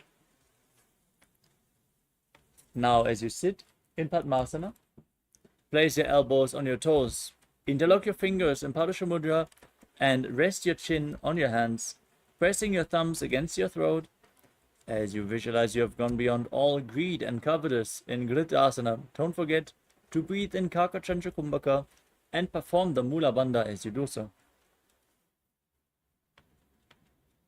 जानोर्वोरन्तरे पादौ तानो व्यक्तसंस्थौ गोपीश्चाद्या हस्ताभ्यां तानाभ्यां प्रयत्नतः कण्ठसङ्कोचनं कृत्वा नासाग्रमवलोकयेत् घोरक्षासनमित्याह योगीनां सिद्धिकारणम्. Next up is Padmasana 3. As you sit in Padmasana, place the backside of one palm onto the other hand, palms facing up in your lap. Engage all three bandhas as you gaze to your nose and visualize Swamiji in your inner space. Internally chant Om Nithyananda Paramashivoham. उत्तानौ चरणौ विधाय विधिवच्छक्तिस्थितौ योगिरात्. Next up is Padmasana 4. Now place your hands on the respective knees. Gaze to your nose and visualize Paramashiva in your inner space. Engage the Mula Bandha and internally chant Om Nithyananda Paramashivoham. एतत् पद्मासनं कुर्यात् प्राणवायुप्रसिद्धये शुभासनं सदा ध्यायेत् पूरयित्वा पुनः पुनः ऊर्मूले वामपादं पुनस्तद्दक्षिणं पदं वामोर्स्थापयित्वा च पद्मासनमिति स्मृतम्. Next up is Karmukasana 2. Now, as you maintain Padmasana, keep one hand on the respective knee and hook the other hand around the respective big toe in Prana Mudra with index and middle fingers. As you rotate the big toe round and round, visualize yourself as Lord Shiva's bow and then repeat the movement on the other side. Rotate the other big toe as well. अदान्यासनमावक्ष्य योगपूरकरक्षणात् कृत्वा पद्मासनं पाद अङ्गुष्ठजङ्घयो स्थितम्.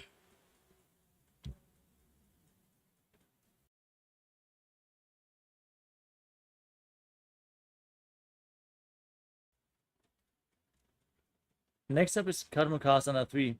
As you sit in Padmasana, now cross your arms behind your back and hold on to the big toes in Prana Mudra.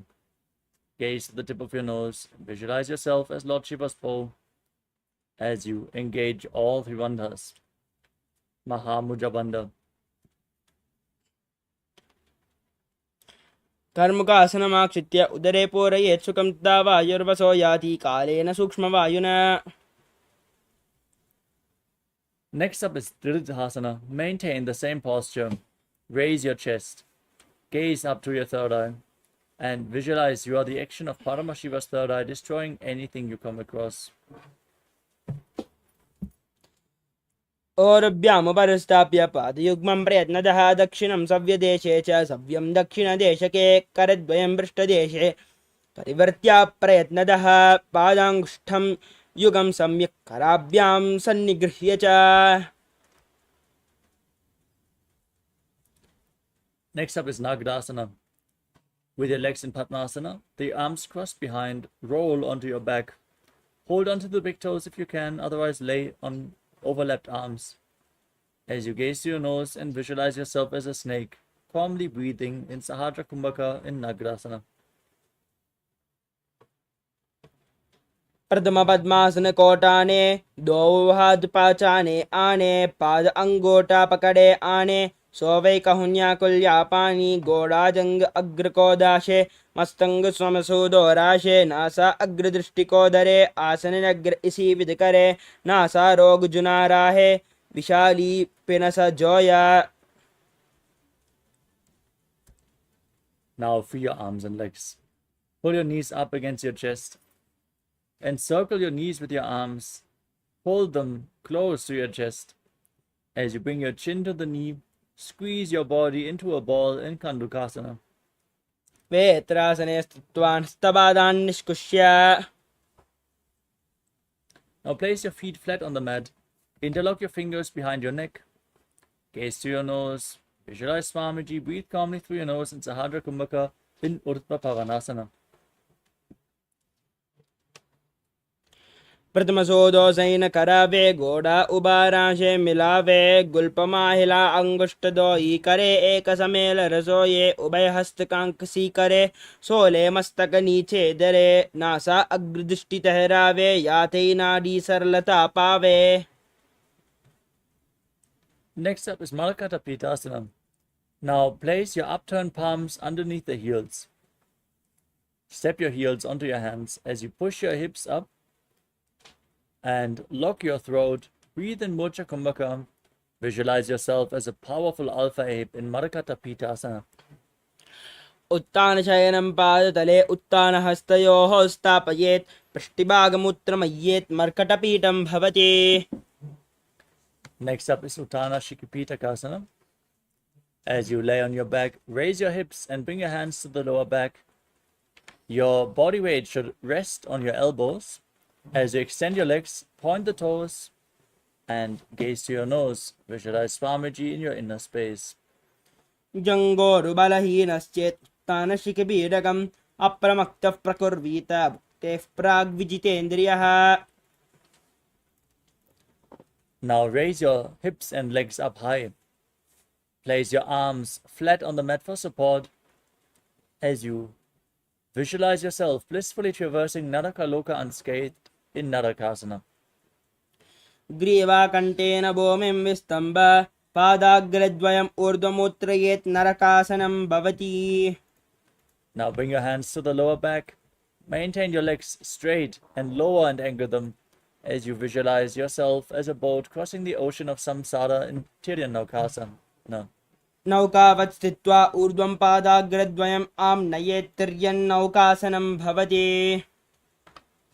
Now bring your legs back straight, place your arms on the mat, and be sturdy like a flagpole as you visualize yourself as the KAILASA flag respected across all nations. तिर्यन्नौकावत् ग्रीवापृष्ठकोर्परैः भूमिम् अवष्टभ्य मस्तकला केशेन पादाग्रद्वयम् ऊर्ध्वनयेद्वजासनं भवति. Now lower your body down. On your back, keep your hands by the side of your hips, the palms facing up. Relax completely from any external or internal movements. Perform the Shakti Chalan Mudra. Intensely pull the Kundalini Shakti up from the Muladhara to the Sahasrara Chakra. Relax. Visualize your body is dead, and Swamiji, the Supreme Pontiff of Hinduism, is liberating you. Internally chant Om Nithyananda Paramashivoham in Mritasana.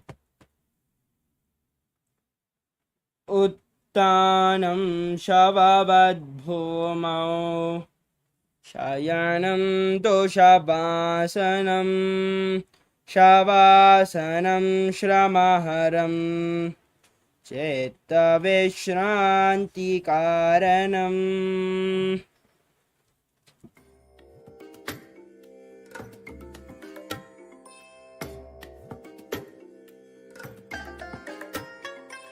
I bless you all. Let you all open all your three eyes and manifest the powers of Mahasudashiva. Om Nithyananda Paramashivoham. Om Nithyananda Paramashivoham. Om Nithyananda Paramashivoham. Om Nithyananda Paramashivoham. Om Nithyananda Paramashivoham. Om Nithyananda Paramashivoham. Om Nithyananda Paramashivoham. Om Nithyananda Paramashivoham. Om Nithyananda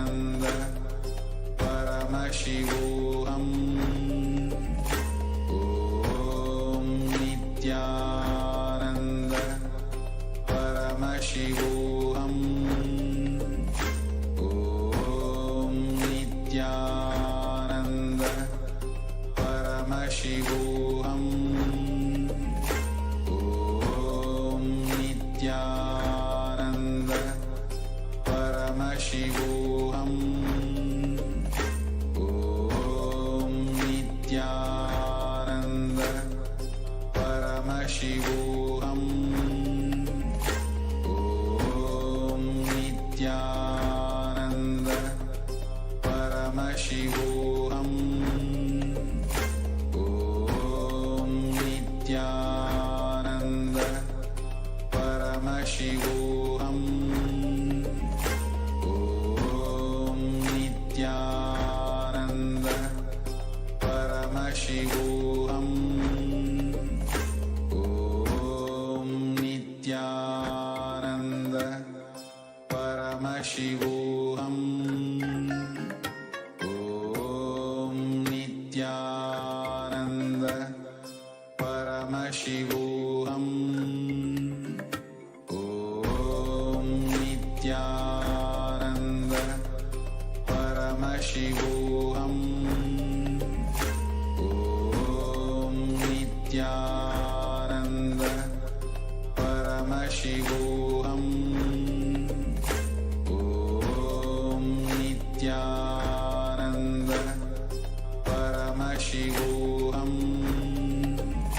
Om Nithyananda Paramashivoham. Om Nithyananda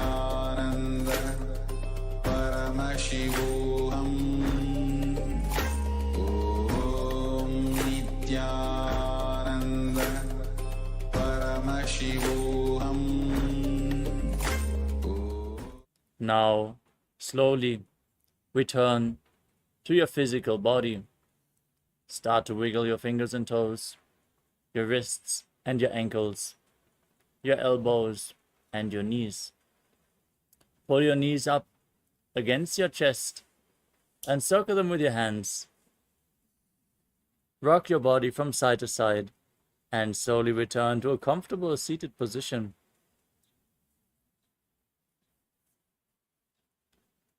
Congratulations, you completed the Dvitiya Vinyasa Krama, or 308 asanas of the sequence. Give yourself a good clap and let's get ready for the power manifestation session, which is going to happen straight after. So stay tuned as we conclude today's Nithyananda Yoga session. Sit straight with your head, neck and spine in a straight line. Join your hands in Padmanjali Mudra in front of your heart center. Close your eyes, take a deep breath. Visualize Swamiji in your inner space as we chant the Purna mantra. Om Purnamadav Purnamidam Purnat Purnamudachyate Purnasya Purnamadaya Purnameva Vashishyate. Om Shanti Shanti Shanti Hari Om Datsat Sarvam Bhagavat Shri Nithyananda Paramashiva Padukarpanamastu. Om Nithyanandam. Thank you all. Nithyanandam.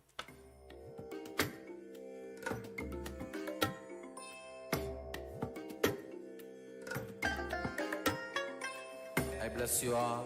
Let you all open all your three eyes and manifest the powers of Mahasudashiva. Om Nithyananda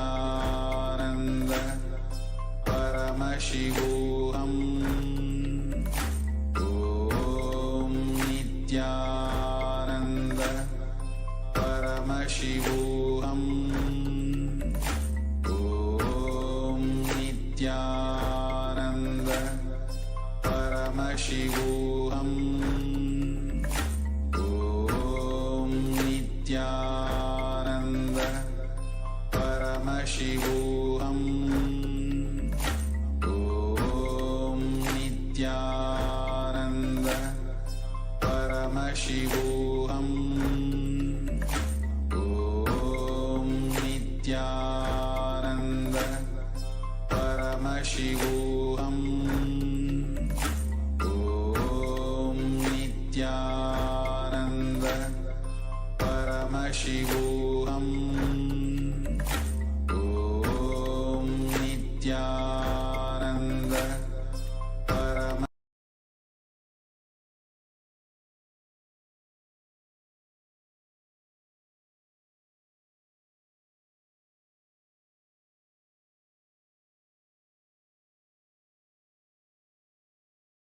Om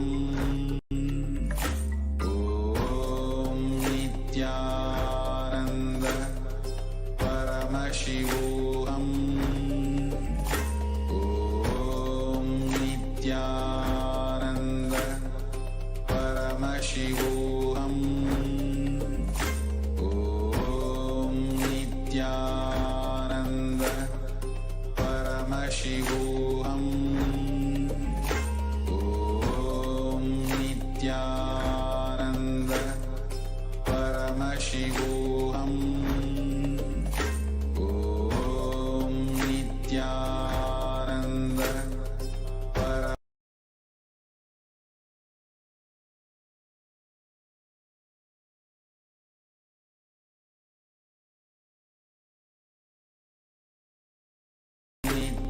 Nithyananda Paramashivoham.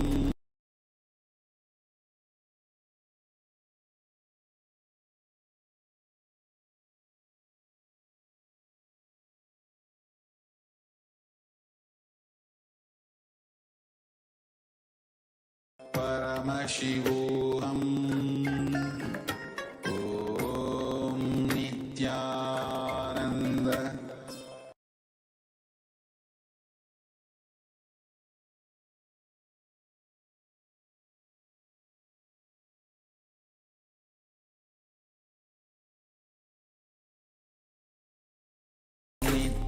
Nithyananda Paramashivoham. Om Nithyananda Paramashivoham.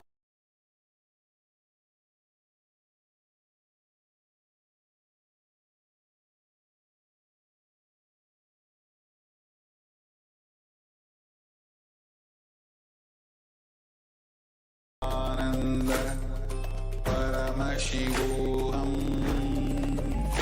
Om Nithyananda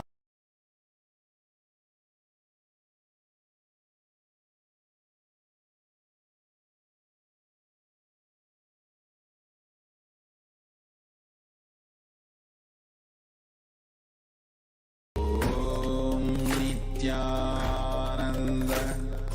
Paramashivoham.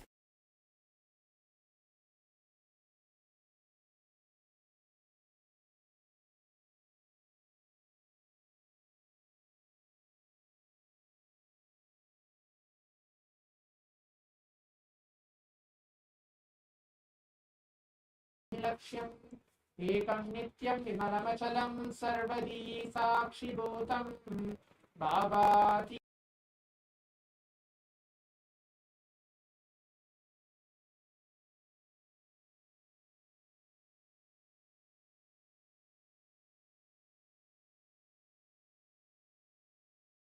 After the Nityananda Yoga, the performance of the Prathama Vinyasa Krama and the Dvitiya Vinyasa Krama, the complete 308 asanas.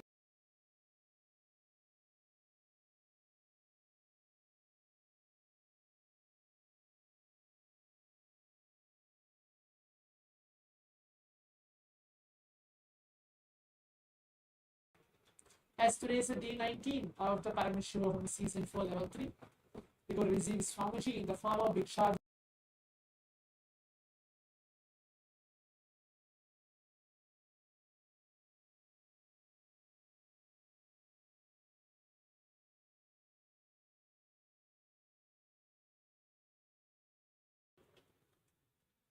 Please keep that ready as well.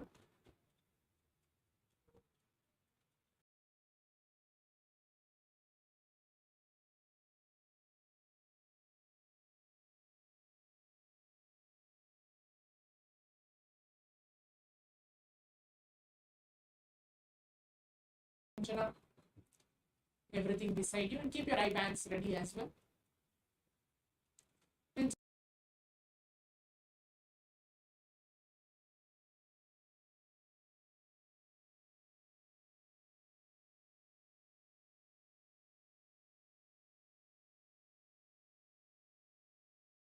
Beautiful tells that this very power manifestation science has been authenticated, validated by the Shastras from the Vedas.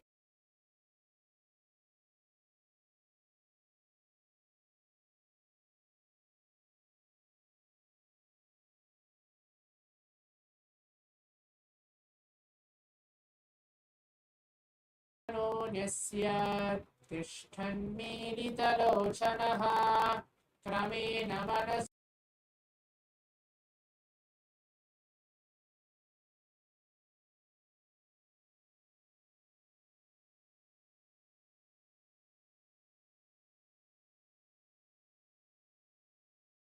Karma 11 Sutra 34, where this verse beautifully mentions about this very power of third eye.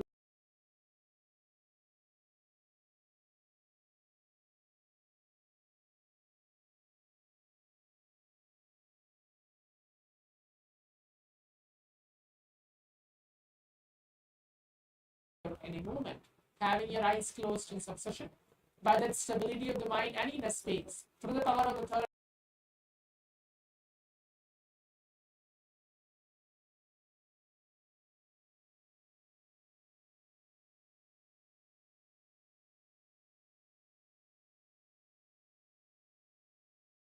Please blindfold yourself. Please put on your eye bands.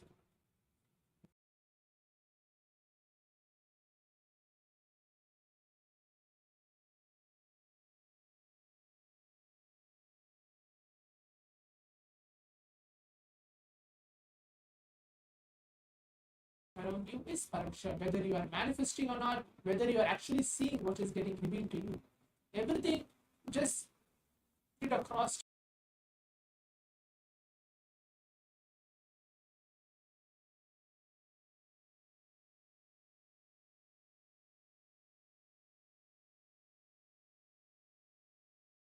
Intensely from your navel center, get connected with Swamiji, whichever form you may feel you are connected to. And then let's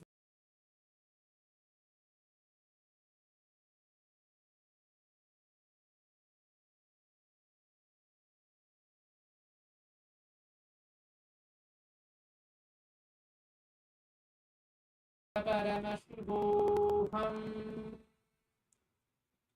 Om Nithyananda Paramashivoham.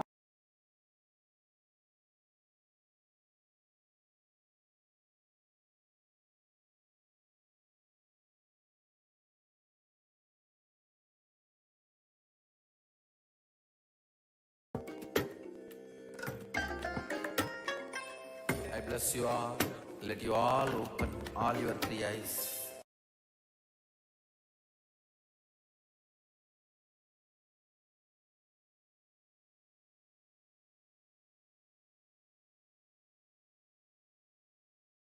Om Nithyananda Paramashivoham.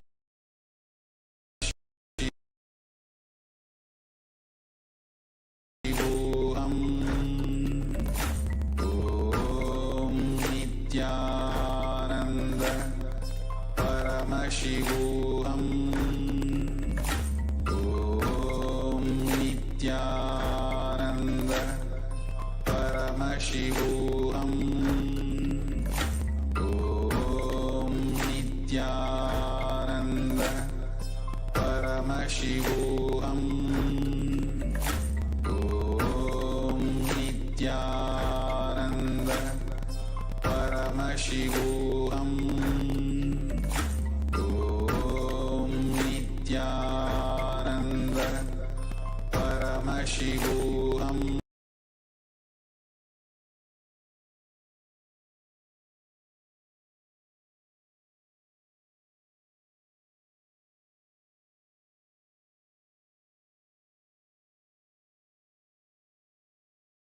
Paramashivoham.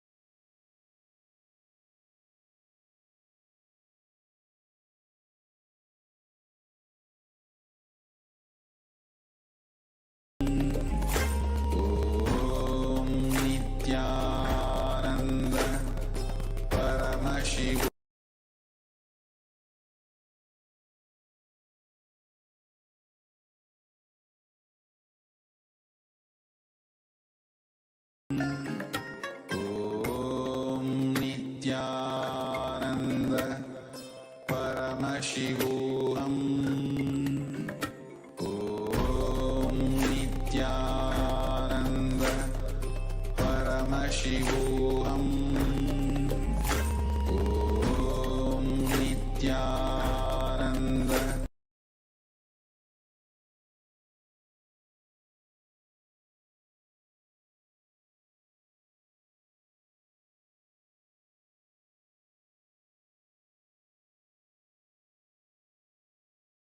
Nithyananda Paramashivoham.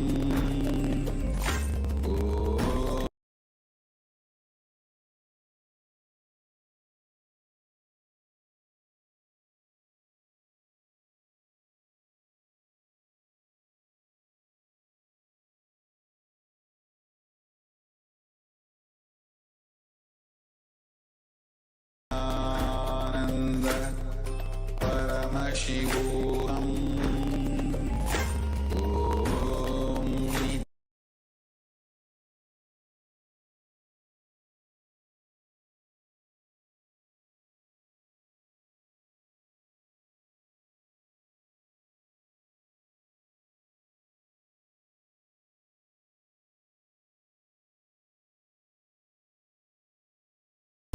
Paramashivoham. Om Nithyananda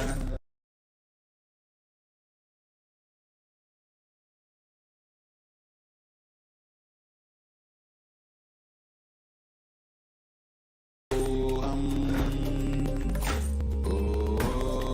Nithyananda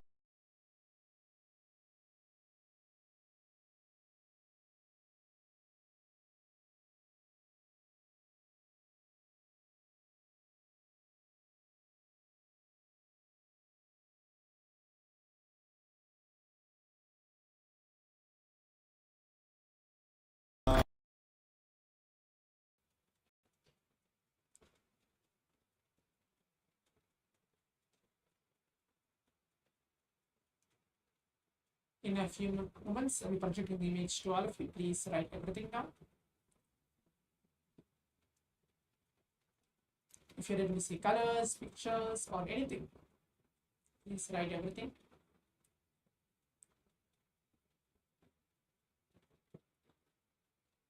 Yes. Now let's see the image which is projected to all of us for this first round of this power manifestation.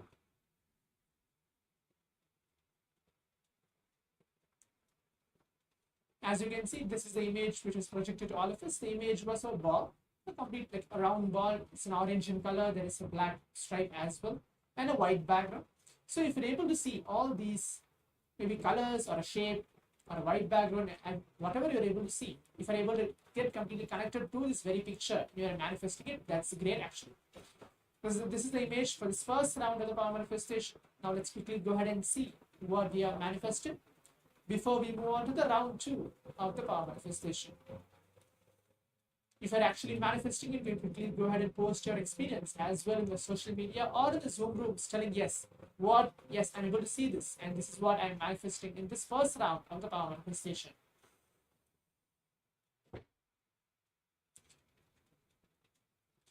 Now let's move on to the round 2 of the power manifestation. We'll be having a second round as well.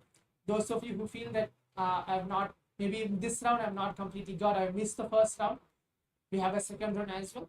Please keep your eyes closed. Remember, Swamiji, never in a space.